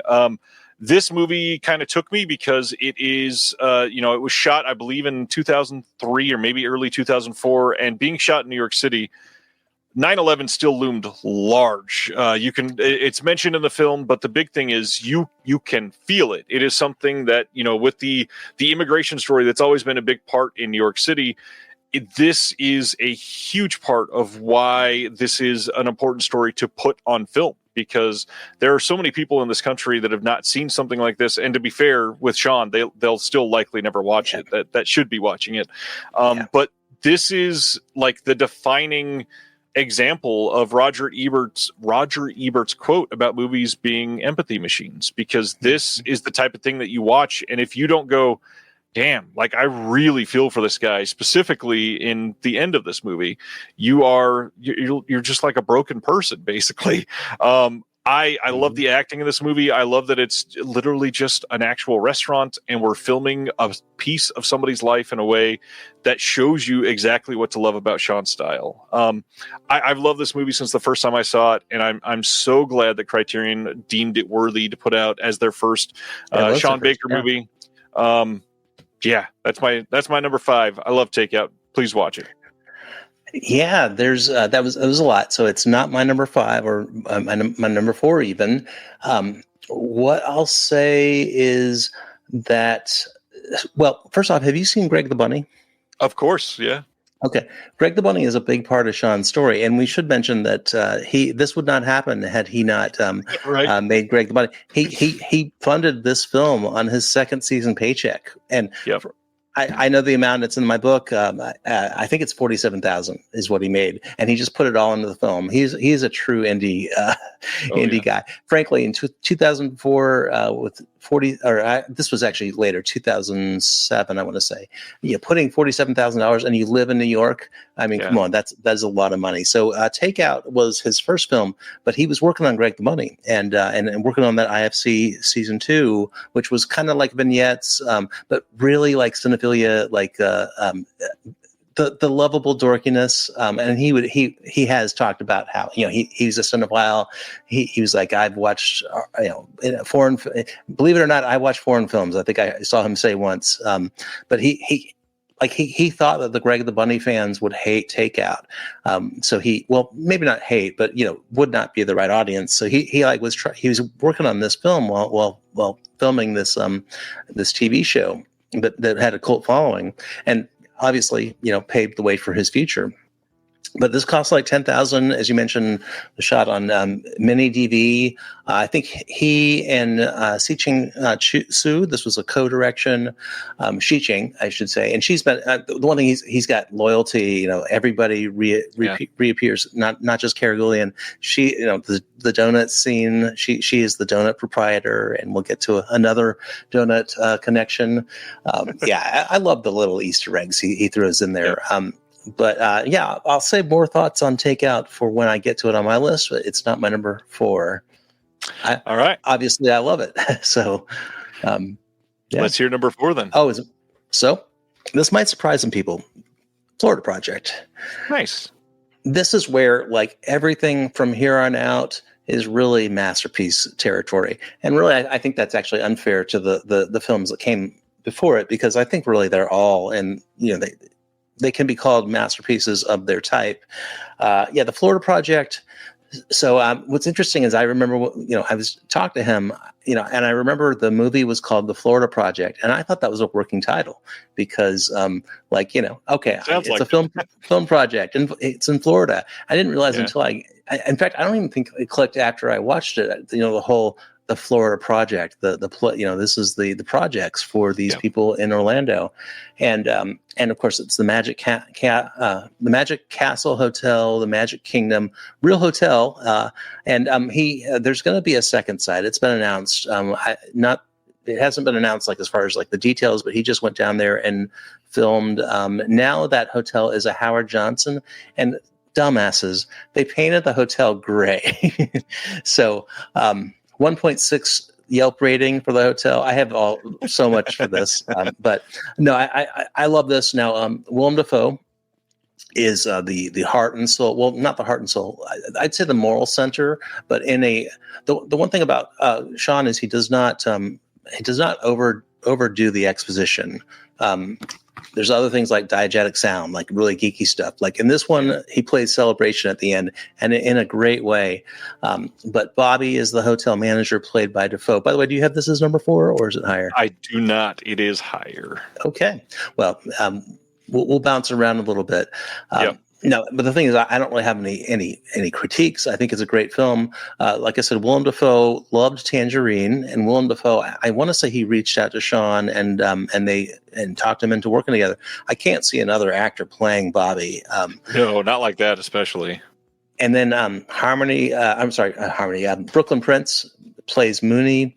She was she was an actress. So he cast mostly unknown. Actually, he sourced the cast from all over the place. We don't have to go into all of that. I'm not like reading my book to you, but but she was an actress. Now you'd think that when you watch his films that like everybody improvises, and he lets people improvise, but he mostly stays close to the script, but he lets people try some things. So he let the kids try some things, but the kids really, they were fine at playing themselves basically.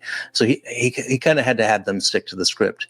But Brooklyn Prince, as he likes to say, he got gold, kind of like Prince of Broadway Prince. Yeah. He just found that she had it.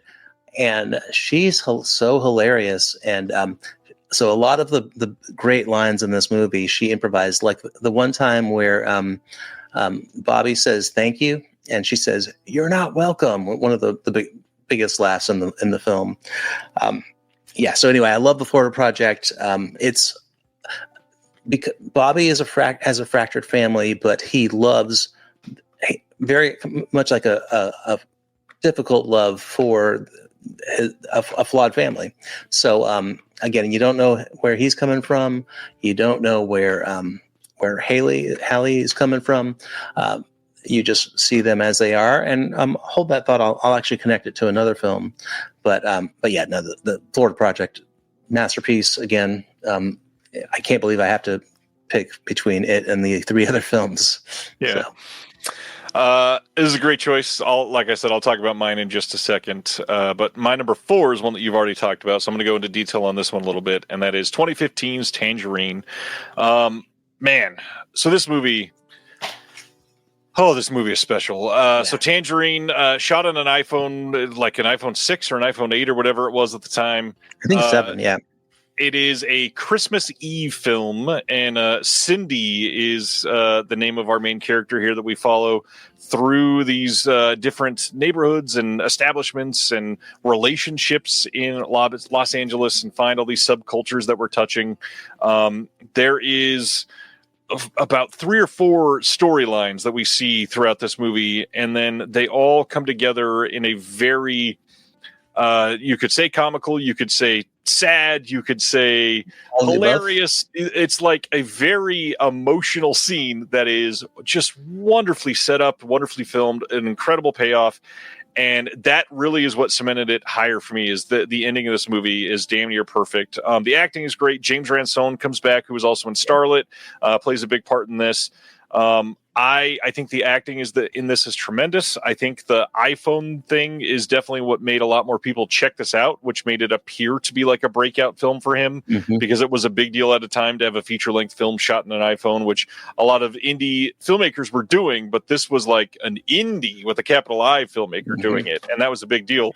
And now we're getting 28 years later shot on 20 different iPhones at the same time and going to be making box office millions. But Tangerine is a staple that should be watched every Christmas. It is a magnificent film. Really leaned into the sex work side after Starlet, and a very different side of sex work, clearly, than what we were seeing. But just magnificent. And again, if you've not seen it, you should check it out. And from what I've heard, I think you would back me up, I don't think we're going to be getting a better release of this anytime soon. This is notorious for having a rough distribution deal. So I would love to see this get some more attention, but that second side is probably the best it'll be for the foreseeable future in the U.S. If I did know something I couldn't say, but a great film. The one thing, and I won't get into like the film geeky Sean, even though like he does not gatekeep formats, like obviously he wants to shoot on film. He's very proud. We'll get to Anora. It's on all of our lists, of course. Everybody loves Anora, 35 millimeter, and really film is a big part of the Anora story. But the thing is, like, even though it's not like he just pulled out his phone and just shot an iPhone, he made it as cinematic as possible, and probably just because of his skill as a filmmaker at that point, he had a few films under his belt. Not many people had heard of him, but some. He was big in indie circles. So I'd heard of him, but I hadn't been able to see his films. But he had a process, the way he handled that film. And so it looks amazing for an iPhone, and it does kind of look like film. Sure, sometimes, it is kind of like take out his mini DV. Obviously it's not going to look like you can't. It's limited, yeah. It's limited, yeah. There's only upside so much, but yeah, no. I that's why I feel bad for putting its last on my list of wonderful films. And that's the thing. Any other given day, it could be higher. You're right. I think as far as like from the opening scene till the end, like it's the most captivating. Like it really pulls you into the narrative and then pays off the most. So somebody had pointed out that he's Big Disc Energy. He's an excellent writer. This is really, I think, when we first saw that, because I think previously he'd written scripts, but he was basically working with what the actors gave them and what the surroundings gave him. But no, I love Tangerine. So. Yeah, the iPhone aspect, like you were getting at, was kind of overplayed here a little bit. People like, ooh, it was only shot on iPhone. This guy had a rig to hold the iPhone. He was on a full filming rig. He had lenses. This is not just point and shoot with an iPhone. This is professionally made. So it's still a great movie. Everybody should own The Second Sight if you are appreciative of Sean's films in any way. Hi, I'm Richard Karn, and you may have seen me on TV talking about the world's #1 expandable garden hose. Well, the brand new Pocket Hose Copperhead with Pocket Pivot is here, and it's a total game changer. Old-fashioned hoses get kinks and creases at the spigot, but the Copperhead's Pocket Pivot swivels 360 degrees for full water flow and freedom to water with ease all around your home. When you're all done, this rust-proof anti-burst hose shrinks back down to pocket size for effortless handling and tidy storage. Plus, your super light and ultra-durable Pocket Hose Copperhead is backed with a 10-year warranty. What could be better than that? I'll tell you what, an exciting radio-exclusive offer just for you. For a limited time, you can get a free Pocket Pivot and their 10-pattern sprayer with the purchase of any size Copperhead hose. Just text WATER to 64,000. That's WATER to 64,000 for your 2 free gifts with purchase. WATER to 64,000. By texting 64,000, you agree to receive recurring automated marketing messages from Pocket Hose. Message and data rates may apply. No purchase required. Terms apply. Available at pockethose.com/terms. Wonderful release. Aaron, what's your number 3? Sorry, I'm searching. It's weird to say this. I'm searching for my book, and there's a lot of iPhone in my book. It became like I think it actually helped him because that novelty got him some press. So my number 3, Red Rocket. So this is not. What is this? Your number 3? No, sir. All right. The final 3 were. This was tough. Clearly. Yep. So, okay. I want to hold off on Red Rocket. I'll get to it when you get to it. What's your? We'll talk 3? at the same time. Yeah. We'll get caught up here. Actually, my number 3 is The Florida Project, which again. I think everything that I've said since Takeout and above are all kind of magnificent movies. So I had Takeout at number 5, Tangerine at number 4, Florida Project at number 3, and this movie is just stupendous. The big thing here is Willem Dafoe's performance, and the kids are untouchable.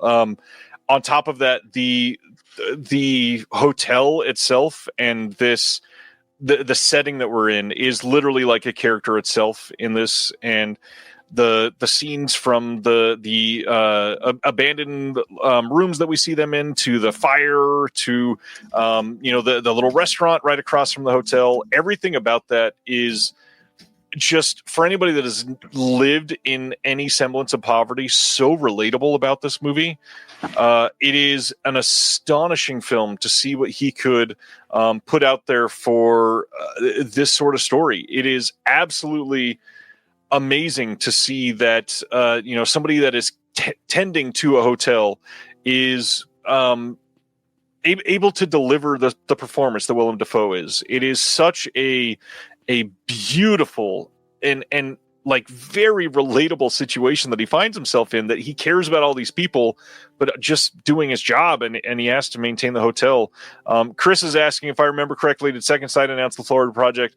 They did, after Sean spilled the beans that he was going to Florida to film new interviews for Second Sight. So yeah, I believe they're doing it in, I would assume probably like a nice 4K release. But yeah, that should be coming out or getting announced here in the coming months. Kubrick says Willem Dafoe's a great actor, even better, a good person. Absolutely. And then Big Disc says Red Rocket is so good, even though it's funny, it's an incredible character study. Absolutely it is. We're going to get into that because that is one of the reasons why it's so high on my list. But yeah, the Florida Project, again, another empathy machine. You see us a part of subcultures that we don't get in cinema. Like, a lot of people would never just do a film based on people that are living in hotels full time, and how that makes you feel about those people. So props to Sean, amazing movie. And for really his first movie that got Oscar contention, to have that be at number 3 on my list and number, I think it was 4 on yours, that really says a lot about this man's filmography. That's kind of intense. Yeah. I joked with you, 7 films tied for first. Yeah. 8th is 4-letter words. I'm just guessing. The way I structure the book, and well, I should say that this chapter, but really the book, is I talk about, well, first off, there film movements, and what precedes Sean is Cassavetes. But by that point of the book, I've already talked about Dogma 95. I've already talked about British social realism, which is a big influence, and of course I get into all the other influences that in the other films. But the thing is with Dafoe and Bobby, I open and then I talk about each film. There's some other stuff I do with like user reviews, which is fun. But but I open the Florida Project chapter, which is the first A24, and Sean talks very. At that time, he said that A24 was basically like the place where all his favorite movies were made. So the label, and I actually, when I talked to him, he was going out to see A Ghost Story that very evening, David Lowery. So Sean, if you can remember when you saw A Ghost Story, that's when you talked to me. So fun movie. But I open up the Florida Project talking about the scene in which Bobby, played by Dafoe, goes to the playground and encounters credited as, I believe, Suspicious Man was the name of the character. And really, it's the scene that really caught my attention in that movie. And I think that's really when you see Bobby in his element and how much he cares, even though, he is flawed. And so just the way that scene plays out, the performance from Dafoe, I mean, obviously Dafoe is a great actor. We've seen that in A24 films and otherwise. But the fire with which he kind of ends that scene with is really, really tremendous. And it says a lot about, what he does for those kids and how he sees his job. Now, Caragullian is his boss, Narek, who sees things differently. Probably he's not really remembered as much in that role as. Do you remember Narek very well from? I mean, he doesn't stick out as much because I have watched him in so many other movies that are just his role is so much larger. But it's that thing where once you've seen enough of Sean movies, you're just waiting for him to pop up for a moment at least. Well, he plays Narek as the hotel owner, and that's what he's called. But Mooney calls him Bossy Man. So he's the bad guy. He does that. He's really good at it. So I love Horror Project, and it's that's where. Yeah, 4 and 3 especially are very, very close for a couple reasons. So, I agree. Well, let's hear your number 2. Oh, I haven't gotten a number. Oh, yeah, you haven't gotten a. Okay, well, that's fine because that was my number 3, and you were going to wait to talk about Red Rocket when I shared my Red Rocket. Wow, that was a weird way to say that. When I share what I had at Red Rocket. I've just been here to see your Red Rocket all night. Meanwhile, I've taken 2 pee breaks, and you have not. I don't know how you do it. He has dehydrated himself for like 8 hours for this. So my number 2 is Takeout, and this is like an unlikely. I say unlikely. It's probably not a consensus pick. I think everybody respects Takeout. I think everybody admires Takeout, but I really think of Takeout as, basically. I mean, obviously, it's important for Sean. This is really what put him on the map, and nothing. Greg LeBunny, if he had just ended his career as like a Greg LeBunny and TV show director, he'd be very happy and probably very successful. He's a very skilled, talented guy, and very much, even with Greg the Bunny, his vision is there. He actually went, he shot stuff like an indie filmmaker. So, but Takeout for me is, again, $10,000, so DIY. And yeah, as you mentioned, he went to an actual restaurant, found his story from the restaurant, found his narrative. Miss Lee is basically, hey Jim, Miss Lee is basically the anchor, the kind of the heart of the film. And she's funny, but basically the business of running that restaurant is actually the narrative thrust. So I would say that this actually runs very, very fast compared to some of his other films. Not as a criticism, but no, I just love Takeout. I love that it put Sean on the map. I know that he's proud of it too, and that doesn't go into my feelings, but I've also found it's very rewatchable. It's a great movie. So yeah, you had told we'd game planned a little bit, and you said, yeah, some of mine are not mainstream. I was like, yeah. So Takeout is my number 2, and I just think it's a tremendous film, and very proud of it. Yeah, like I said, yeah. Takeout is special, and again, on a list like this, even though I have it all the way down at number 5, Takeout is it's the first on my list of masterpieces. Clearly, you hate it, man. Anyways, let's get into my number 2, which is not the consensus pick that most people would have Red Rocket at. So let's discuss Red Rocket. It is my number 2. You've got it at number 3, and like we alluded to earlier, this is another sex worker story, but from a very different perspective. This is a story starring Mr. Simon Rex as a very hilarious character named Mikey Saber, who goes back to Texas City, Texas, with a very iconic donut set of scenes that you alluded to as well. He goes back to his estranged wife and mother-in-law who are currently living there, and this whole dysfunctional small town that he's not used to, and he comes in and makes a splash. Meets a young woman named Strawberry who works a cash register at that donut shop. And I don't know, there's so much about this movie that I appreciated on first watch that it feels special. It feels like a really growth-filled project for Sean that, again, kind of got fumbled by A24. I think that this should have been a massive hit. And sadly, how it came out, when it came out specifically, and the inability to market this in a way that was more appealing crushed its chances, because I think this should have been almost as big of a hit as Anora was. Simon Rex is hilarious in this and just wired and amazing and vulnerable in a role that nobody expected out of this like forgotten little VJ that he was. This movie is intensely loving of film in so many different ways, including posters of films from Severin's filmography that are on the walls. The big thing that I really wanted to highlight about this one is this film shows how much Sean's fingers are on the pulse of so many different things. One of the best depictions of stolen valor in any film that I've ever seen. Oh, right. Yeah. Some really great small town feeling scenes that are kind of hard to watch if you've ever lived in a ever lived in a town that films like this little tiny town, so close to industry yet so affected in negative ways by poverty and how people get stuck in it. Just a great view of everything that so many people will never have a chance to see, because most people aren't going to visit small town Texas City, Texas, and live with a small family like this that is affected day to day. God, this movie has so much going for it, and we just lost it due to COVID.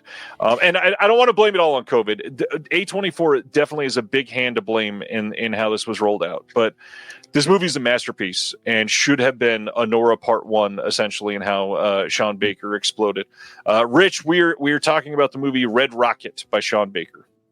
And I see the big disc shout out Dirt Nasty, so that is Mikey Saber himself. His I don't know how deep we want to go into this. Again, no pun intended. I love the cover of this is. I hope this will get a boutique release someday. I mean, this is fine. It's, in fact, all of the A24 or the Lionsgates are pretty good releases. They have good supplements usually. They're not that expensive to buy. I'm with you, but I think what's interesting is talking about COVID. So, and I don't know if you know how this came together.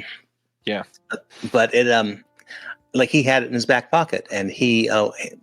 Long story about him wanted to make another film. COVID happened, so he had to pivot. Wanted a little time.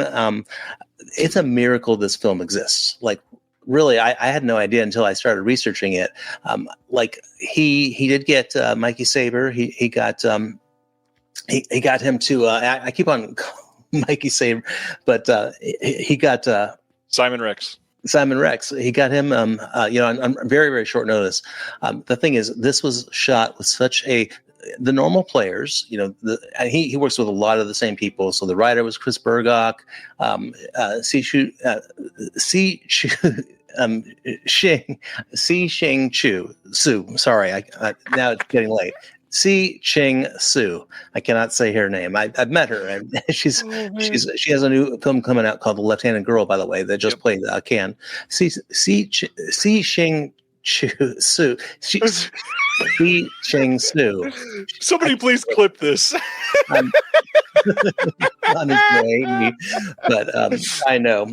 Anyway, she did like 5 different jobs on this film, and she played the donut proprietor. So that's another connection to Tangerine. I know, Ronnie. So the thing is, Simon Rex did not even tell his agent. In fact, Sean said, "Don't tell your agent." And a lot of people thought that this film, they were actually. Simon Rex called his agent after the film wrapped and told him that he was in this film. And Simon Rex is a really interesting guy because I think he was really ahead of his time with the Dirt Nasty stuff. But he was on Vine and stuff, the Twitter thing. He had Drew Daniels, who worked with Schultz, who I also wrote about, great cinematographer. I agree. I hope, I don't know what Schultz is going to do. He took a break, and Hurry Up Tomorrow, I don't. Nobody's asking for him to hurry up to make that kind of film again. I think we do have to get into the politics, though, a little bit. I don't want to blame A24 for completely. I don't really know what happened. Even Sean said that this was going to be a tough sell because with sex workers, like the male porn star, is kind of the bottom of the sex worker chain. Like, he's the most hated. In fact, I mean, this is like the fact that Simon Rex made people empathize and even kind of root for him is really amazing. It's one of the best performances in a Sean Baker movie. So, but the thing is, this is set during the 2016 election. So there's a big scene where, well, there's a lot of big scenes, but there's a scene where he rides his tiny little bike through a very widescreen shot, and there's a big Trump sign. So what's interesting is like in the script, Mikey Saber actually talks more about Trump, and because you don't know where he is politically, but you just based on the demographics, you would think he's probably MAGA. But the other thing is he's also a porn star. So, kind of like if he's MAGA, he's going against his own interests because Trump doesn't like him that much. So the one thing that with, if you Google Sean Baker, look at some corners of the internet, probably if you post a thread on Reddit or even like Twitter, Blue Sky, somebody's going to bring up some scandal has followed Sean. And I don't think it's been fair. And that's not, this is unbiased because this is just based on my research. But Sean would say that Honora was his most political film. I think it's Red Rocket. And Sean has I pulled something from the book, if you don't mind. I'm not going to read it because it's a long paragraph. But he said his politics are complicated. And that's fair.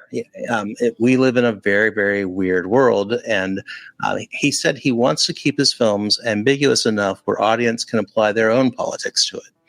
He doesn't want to be preaching to the left. He doesn't want to be preaching to the right, he has said that he doesn't like the two-party system, and I don't think he's alone in that. And I think that's almost a bipartisan. Not many people like even the term bipartisan is kind of a misnomer there.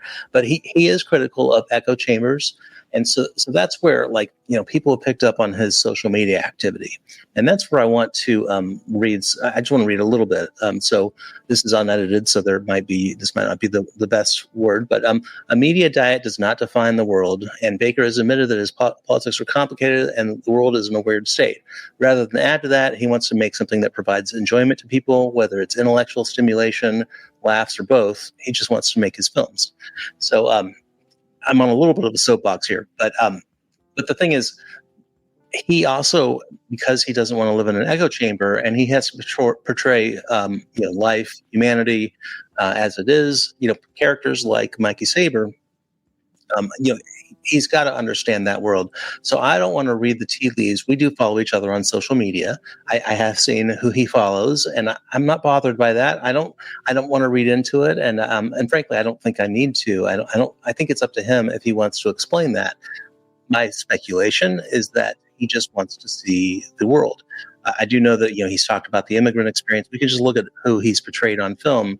So he doesn't owe his politics, but when he refers to the left, he says "we" in Hollywood. So if people want to crucify him for trying to bring the right to his films, then that's fair. But he just wants to make his films. He doesn't like the state of the world. He doesn't like how divided we are.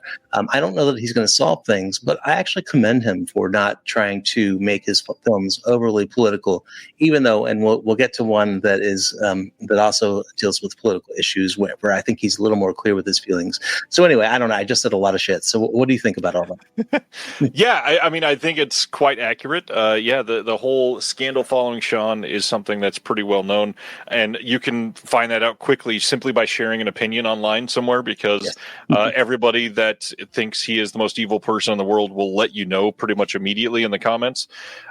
It is intensely difficult to be somebody that is trying to capture real life and share it in a way that is realistic without being molding a story in a way where yes, you are writing a story, but you're literally like just sharing life, and not clearly not in like a documentary way, but doing it in a way that is verite. It's doing something in a style of film that he has loved for the last 30 years, literally, and has professed to be a big fan of and want to live up to. And when you're doing that and trying to capture all walks of life, to do proper research and understand it, you have to see things, you have to follow people, you have to understand vocabulary and dichotomy of people's relationships and everything that you're not just going to be able to catch in news or watching films, which he does, guaranteed. Watch a lot of movies, but that's not going to be enough for some of these things that are going to affect his current storylines that he's living and writing and breathing and making, but also in the future. Sean is one of those people that undoubtedly, like, the politics of the last 10 years are going to shape a film that Sean releases in 5 years, exactly. Without a doubt. And without breathing aspects of that, and I'm not saying, to understand that you have to be somebody that hates certain groups, but you have to witness it for what it actually is and not be fed by a biased press machine. And sometimes that means witnessing unsavory people saying and doing exactly what they're going to say and do without you witnessing it. He's not influencing it, he's not living it, he's not preaching it. A lot of that stuff is consumption, and good Lord, does Sean consume. He is somebody that is voracious in his media appetite in every single way. I mean, the Very man can wax poetically from everything on Italian film posters from 1978 to Twitter happenstances from 2014. So it is crazy what he's been able to keep his ear to the ground for. But I mean, that leads to somebody that is just simply well-rounded. And that's the way that I've described Sean for a long time, is he's I mean, one of the shorts attributed to him on Letterboxd is him showing love for Herschel Gordon Lewis, for God's sake. The guy is everywhere. Yeah, and since we're talking about Red Rocket, so Ornella Muti, I don't know if I'm pronouncing that right, was a Italian actress that he loved, and he modeled Strawberry based. So not the first time that we'll be talking about an Italian actress, probably, but yeah, no, I think one thing he has said consistently is that just because he portrays somebody, so for example, politics notwithstanding, Haley from the Florida Project is not a very I'm going to use the word likable character, but she's actually she's a very troubling character. She's not a good parent. That's real. Now the nuance is whether she loves her child. In fact, that's a connection with his wife. His wife has a kid too, and he wants nothing to do with the kid. So you wonder if there are parallels with her in maybe that character a decade earlier. Yeah. But he has said that just because he portrays a character, that does not mean that he agrees with their worldview or that he identifies with them. And he's influenced by, like the British social realism, a lot of, they call it the angry young men movement. A lot of them, I mean, they were angry young men, and that's not what Sean is. He does not acknowledge, that kind of fury. But he, for example, Mike Lee. So he's also very inspired by Naked, and the character Johnny in Naked is really one of the most vile human beings that you could see in film. And some people can't watch that. They'll hate a movie with a character they can't identify, and that's fair. That's a big part of the film experience. You want to enjoy and appreciate.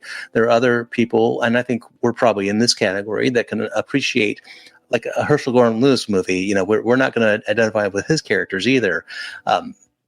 But Johnny is a good one because he's just vile and just an asshole in every way.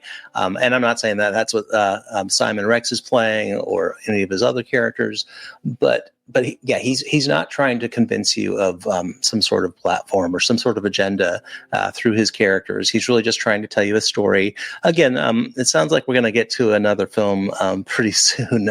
So I guess process of elimination, I think we're kind of already there. But Red Rocket, I think it, based on the acclaim, it did well at Cannes. Was very successful at Cannes. Of course, it didn't win anything. It was in competition, and it won the Palme d'Or, actually. And by the way, dogs matter a lot to Sean. Starlet is a great example. Starlet. Oh, yeah. Yeah. So, and I think actually, I'm not going to say that he's more proud of his Palme d'Or than his Palme d'Or or his Oscars. He was pretty damn proud of his Palme d'Or. So, yeah. He loves his dogs, and one of his dogs passed. So won't get into that. But obviously I just had Levon out about an hour ago, my cat. So I don't have a dog in the house currently. I just love dogs. I love pets, and I love people that love pets and include them in their, especially filmmakers. So, and I love how Sean loves dogs. So anyway, must love dogs. I agree. But Red Rocket, I think, is a masterpiece, and it's slept on a lot. A lot. And I think it doesn't get its due, and it really pays off in rewatches. So I think it's he also the Sugarland Express by Spielberg is a big influence. Goldie Hawn and Ornella, the way he lit Strawberry, Susanna's son, you can really see those two. So I just think it's and he couldn't, and because of COVID, he couldn't shoot in the film stock he wanted. I want to say he shot. I want to say digitally. I can't remember. I believe it was digitally, yeah. But the thing again, he's a gatekeeper. He's not a gatekeeper when it comes to film. He's going to put out his vision as close as he can get there. So yeah, I'm very thrilled that you have Red Rocket as high as, or about as high as I do. It's a great film. Yeah, so many people just have simply not seen this. They went from Florida Project to Anora, which in a way, like I kind of understand because of how it was treated by A24 as well. And again, it's a COVID film, so a lot of stuff is just not going to have that ability. There was one more thing. Ornella Moody. I did not expect this to come up tonight, but just a heads up for anybody that had not heard about this. Eugenio Ercolani over in Italy that I've had on the show multiple times. He shared on I think it was Instagram and Facebook some months ago that he was working with Sean actually over in Italy, I believe, during the Anora run after Cannes, and he had Sean interview Ornella Muti just recently for some sort of upcoming release. I believe that was for or somebody like that. It's awesome. That's really cool, and just shows Sean appreciating these physical media releases and doing whatever he can to promote the idea of film. I mean, when I met Sean in person last summer, it was he was just simply there doing a Q&A at one of the American Cinematheque theaters in LA, and he had no actual tie to the film. He brought Vera, what's her last name? Vera Gemma, that's the last name, out there to show her film, and it was incredible. And he just simply loves movies. But on that note, I think it's time to talk about our number one, which anybody that is here, you know what's left, and that is last year's Oscar winner for Best Picture, and that is Anora, starring Mikey Madison and a handful of others that do some great work. But man, Karin Kuragulin gives a really great performance in this one. Let's get to the story a little bit. Mikey Madison is the titular Anora, who also goes by Annie in this. She is a dancer. She's a sex worker that, because of her previous knowledge of Russian, is asked to help a certain group of people that come into their establishment.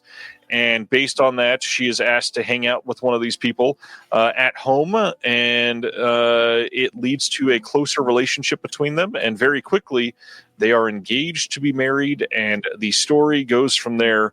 And of course, the family hearing about that explodes, but we'll get deep into this one. Why is Anora your number one there, Aaron? So I've seen Anora 8 times. By the way, I if you saw me go off camera, I was looking for the Vampiros Lesbos disc, and I had so many discs. You know, look behind you. It's too close to the player. So what's interesting is I want to shout out to Jeremy. I do talk about the little wifey. Oh, nice. Okay, here I didn't need to do anything. So Ryan's holding up Vampiros Lesbos. So that's Soledad Miranda, is it? Yes. Who gets a shout out, and you know it's interesting to find the influence of a Italian, really a lesbian vampire. It's in the title. It's more complicated than that, but I don't know if I'd recommend it. It's not for everybody. If you don't like Anora, that doesn't mean you're going to like Vampiros Lesbos. It's very, very different. But one thing I said about Sean is that Cassavetes, all the other filmmakers we've talked about are influences, but that's the thing is he consumes film. He's been in the Severin closet. He's been in the Criterion closet. He could talk your ear off about Vinegar Syndrome, Eureka, everything we talked about tonight. So Jeremy, of course, Jeremy Long, friend of the show, very close friend of the show, owns the Underpants, and we've kind of, and like everybody, I don't want to know where he wears them. Don't tell us, Jeremy, when he wears them. I don't want to know when he's wearing them right now. But by the way, that scene, you want me to be your little wifey? That was improvised by Mikey. So that was an improvised line. So I saw it in theaters, and obviously the Cannes. I congratulated him. By the way, he apologized for being too late to say thank you for my congrats to him winning the Palme d'Or, which frankly I think I don't want to put words in his mouth, but I think he might even be prouder of winning that than the Oscar. I mean, they're both pretty awesome. So, but yeah, quite a year for him. So I saw it when it came out, saw it in theaters, great theatrical experience. It is such a fun movie. And then I bought it digitally. And then I've seen the Criterion. I watched all the supplements. I really do think it's like, and as I've researched Sean and all his other work and found what went into Anora, by the way, he shot Anora, I want to say 40 days, and $6 million was the budget. The man delivers. The man knows how to stretch a budget, which is a very underrated quality for an indie filmmaker. You know, you got to be able to make money. And Red Rocket, some things were out of his hand. Maybe A24, definitely the pandemic. But no, and Nora is one that just wore me down. Like I loved it when I first saw it, but the more I saw it, the more I loved it more. And then I thought last time I watched it, I was like, you keep on watching this movie. And I was like, you need to get that fucker 10 out of 10. It goes on your best films of all time. And I think it's his best effort. I think it's his best work. I'm super proud. What I told him is just, I was so fucking proud of him for making this movie.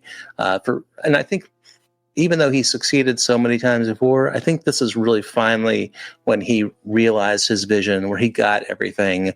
You know, he edited the movie, I think, best. Yeah, it's a great film. But what about you? When did you come to love this film? The very first time. There was something you kind of just alluded to the way that I voiced it that night, because Jeremy I was remember, like, actually, yeah. The moment you see it, you need to call me. And the thing that I first said to Jeremy was, this is the first film from him that I feel the words completely realized. Because it is like you could see everything. Like I could envision the storyboards that he had for this. He, infiltrating the deep dark secrets of certain people's minds, getting shots that he had dreamed of previously. And what's crazy is we talk about $6 million like it's a nothing budget in 2025, and it's very low. Yeah. But for what he pulled off, this movie is a miracle for what he could do. And then the fact that it played like gangbusters in every single theater for the most part is astonishing. I mean, in a very, very prudish theater going crowd in 2024, to have people walk out of this film and cheering. Well, probably not at the final scene, because I don't know about you, but in the theater, that last scene was silent for a long time after that. He's part of that. This movie delivers in spades on pretty much every level, and it's not even just. It's not a movie that.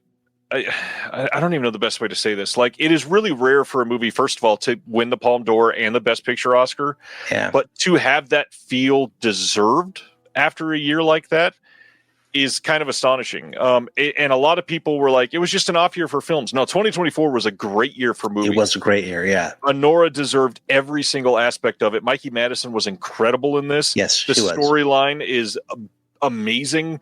The second act, like feeling like this madcap, like weird sort of like chase scene in this very great drama in the middle is so damn funny.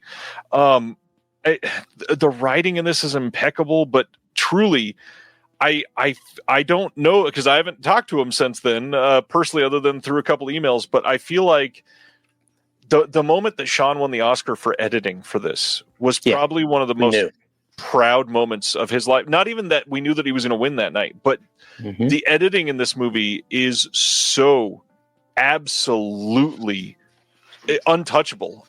It makes every single film sequence in this breathe when it needs to breathe, to snap shut when it needs to immediately. There's a couple of very quick cuts in this that are just touch point accurate. Like, if you had done it a split second later, I'd been like, oh, that could have been slightly better. This movie from first jump felt perfect. It felt like the movie that we needed to see last year, which is kind of hilarious that the first half hour is so obscene for a lot of people. I don't. So much has been said about this movie over the last year. I feel it weird to gush about it, but this movie, I could go on for hours. is incredible. Well, it's also 239:1, which is the same aspect ratio as Red Rocket, and so he really uses that frame, like some of those Coney Island shots, like and the editing. So well, actually, first the ending, the sound. I'm not going to spoil. He actually subverts the expectations that he's created with sound at the end. And I won't say, Red Rocket,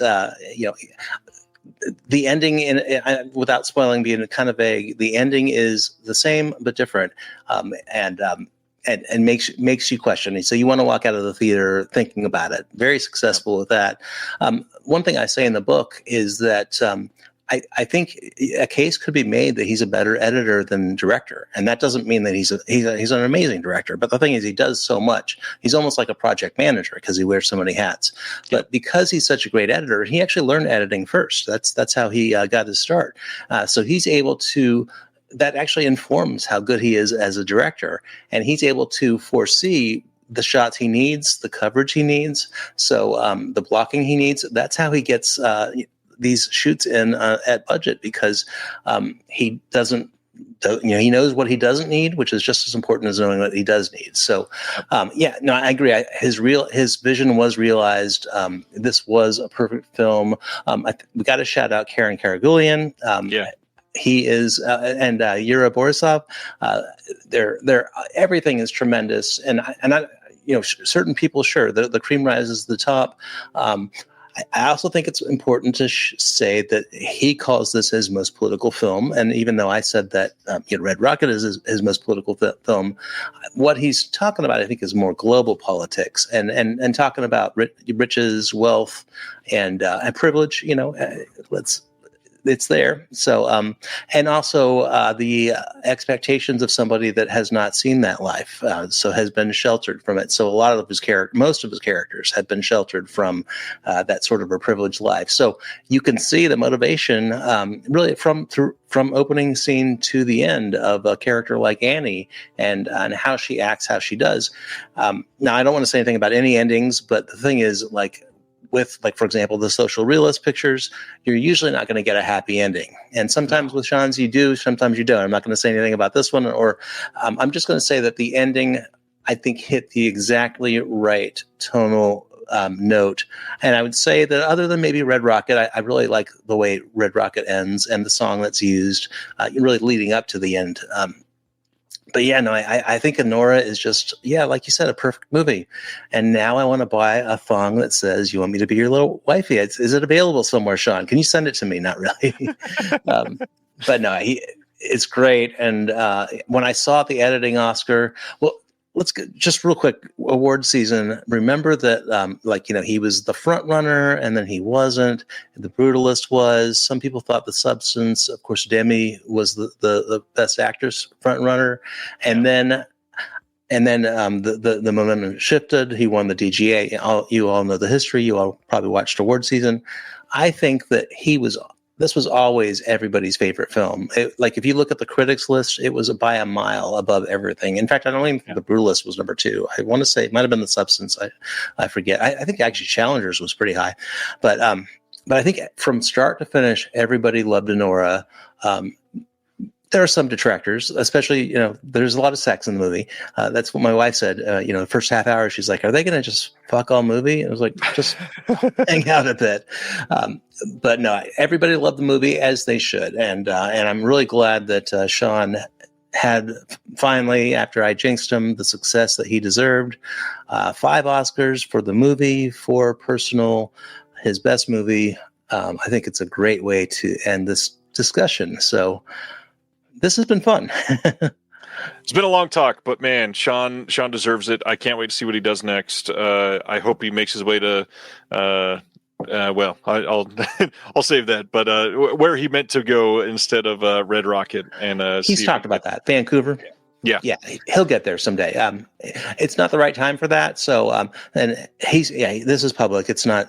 So he attempted to make a film in Vancouver about another, we'll say, group that is challenged. But the thing that changed is not COVID, obviously scrapped that. And also he didn't get it was a bigger budget. He wanted a rise in budgets each year.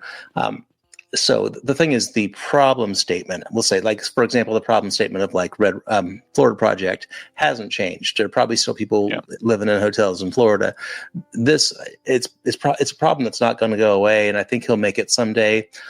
Last I've heard, he's talked about publicly. He's mentioned a sex worker movie again. So the thing is, he's going to get hated on for that too. But you know what? I mean, who's talking about this? Who's talking about sex workers? So, cheers to him for finding communities that are interesting on film. And by the way, they're not all like directly sex workers.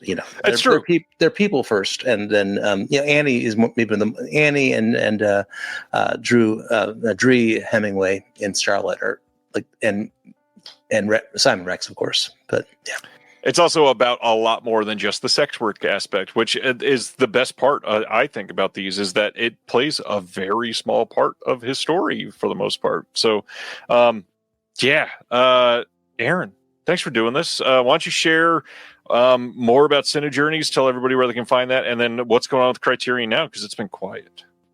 So actually, I didn't mention this during the discussion, but we actually recorded an episode of Criterion Now the day before the Wes Anderson announcement came out. So we talked about the prior month, and we didn't have enough time, so we had to rush through it, which is never a good thing. So we kind of had to like abruptly end, and then the next day our episode was outdated. So I'm really glad that I was able to join this conversation to talk about Criterions. I'll share this with my peeps. Criterion Now is still around. We just have a lot going on, so we'll get back to it. I have a couple ideas for really interesting topics that aren't like specifically disc or not specific. Like it's not just releases every month. I have a couple filmmakers from different nationalities. I like to tackle topics like that. So we'll do that. I might do a solo episode, I haven't done one of those in a while. So yeah. But no, it's still around. The A24 New Wave, I have a really interesting guest lined up for that, for the podcast that accompanies the book. And we're working on publishing the book. So we've got release plans, got a book tour planned out. So I'm going to hit your neck of the woods. So sorry in advance. Probably going to hit everybody's neck of the woods at some point. But we love the book. We're very proud of it. It's getting close. We're just working with Joe Blake, of course, my partner at Cinejourneys. And then finally, I'll just say Cinejourneys, we have some great people that are involved. We have some great people that are coming too. So that I can't share their names yet. Some are there's one that's basically the combined profile of like probably everybody. So podcast is Criterion Now, A24 New Wave. It's on someone's favorite productions. So buried that lead, but we'll get some more episodes out soon. It's fine. Everybody here should be already subscribed to that anyways. Everybody that's listening, anybody that's watching, please go support Aaron, support Jill, support Cinejourneys. You guys are amazing. This has been a lot of fun. If you want to have more talks like this, I'd love to have you be a part of the Patreon. Seeing you in the Discord. Check out the link for that in the description below. Other than that, newest issue of the Physical Media Advocate is out there now. It's got an incredible cover, some really great stories, but I'm very excited. We got a brand new issue already dropping in 11 days. Get excited for that. It will be our first major themed issue, and Stan and I are already working our asses off on it, primarily Stan. Thanks, Stan. You're the man. Everybody. I cannot wait to see what happens next week, because we got a first-time guest coming next Thursday. We'll see you all next week, and until then, be safe. Have a good time. Thanks, Aaron. See Cheng Su. On that note, we'll see you then. Thank you. You've all been amazing. Here we go. Thank you for listening to the Disconnected Podcast. There's one big thing that you could do to help the show, and that is to leave a rating and review on the podcast service of your choice. Thank you.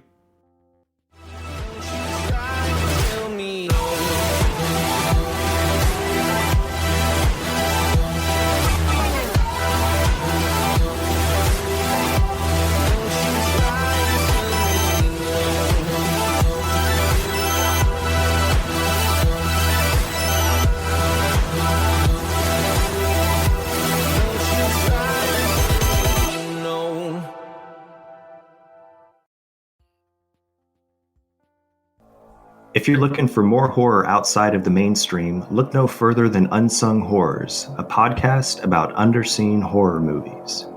I'm Lance. And I'm Erica. Every other week, we'll cover a horror movie with fewer than 1,000 views on Letterboxd. We'll even give you double feature recommendations to pair with the movies we discuss. From gothic to shot on video, from slashers to comedies, from giallo to J-horror, we'll cover all the subgenres. So join us as we unearth these hidden gems of horror. Follow us on Instagram, Twitter, and Facebook, all at Unsung Horrors, available wherever you listen to podcasts. And part of the Someone's Favorite Productions podcast network.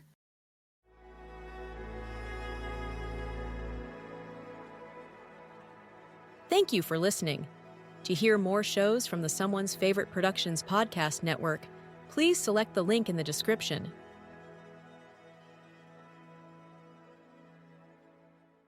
Hi, I'm Richard Karn, and you may have seen me on TV talking about the world's #1 expandable garden hose. Well, the brand new Pocket Hose Copperhead with Pocket Pivot is here, and it's a total game changer. Old-fashioned hoses get kinks and creases at the spigot, but the Copperhead's Pocket Pivot swivels 360 degrees for full water flow and freedom to water with ease all around your home. When you're all done, this rust-proof anti-burst hose shrinks back down to pocket size for effortless handling and tidy storage. Plus, your super light and ultra-durable Pocket Hose Copperhead is backed with a 10-year warranty. What could be better than that? I'll tell you what, an exciting radio-exclusive offer just for you. For a limited time, you can get a free Pocket Pivot and their 10-pattern sprayer with the purchase of any size Copperhead hose. Just text WATER to 64,000. That's WATER to 64,000 for your 2 free gifts with purchase. WATER to 64,000. By texting 64,000, you agree to receive recurring automated marketing messages from Pocket Hose. Message and data rates may apply. No purchase required. Terms apply. Available at pockethose.com/terms.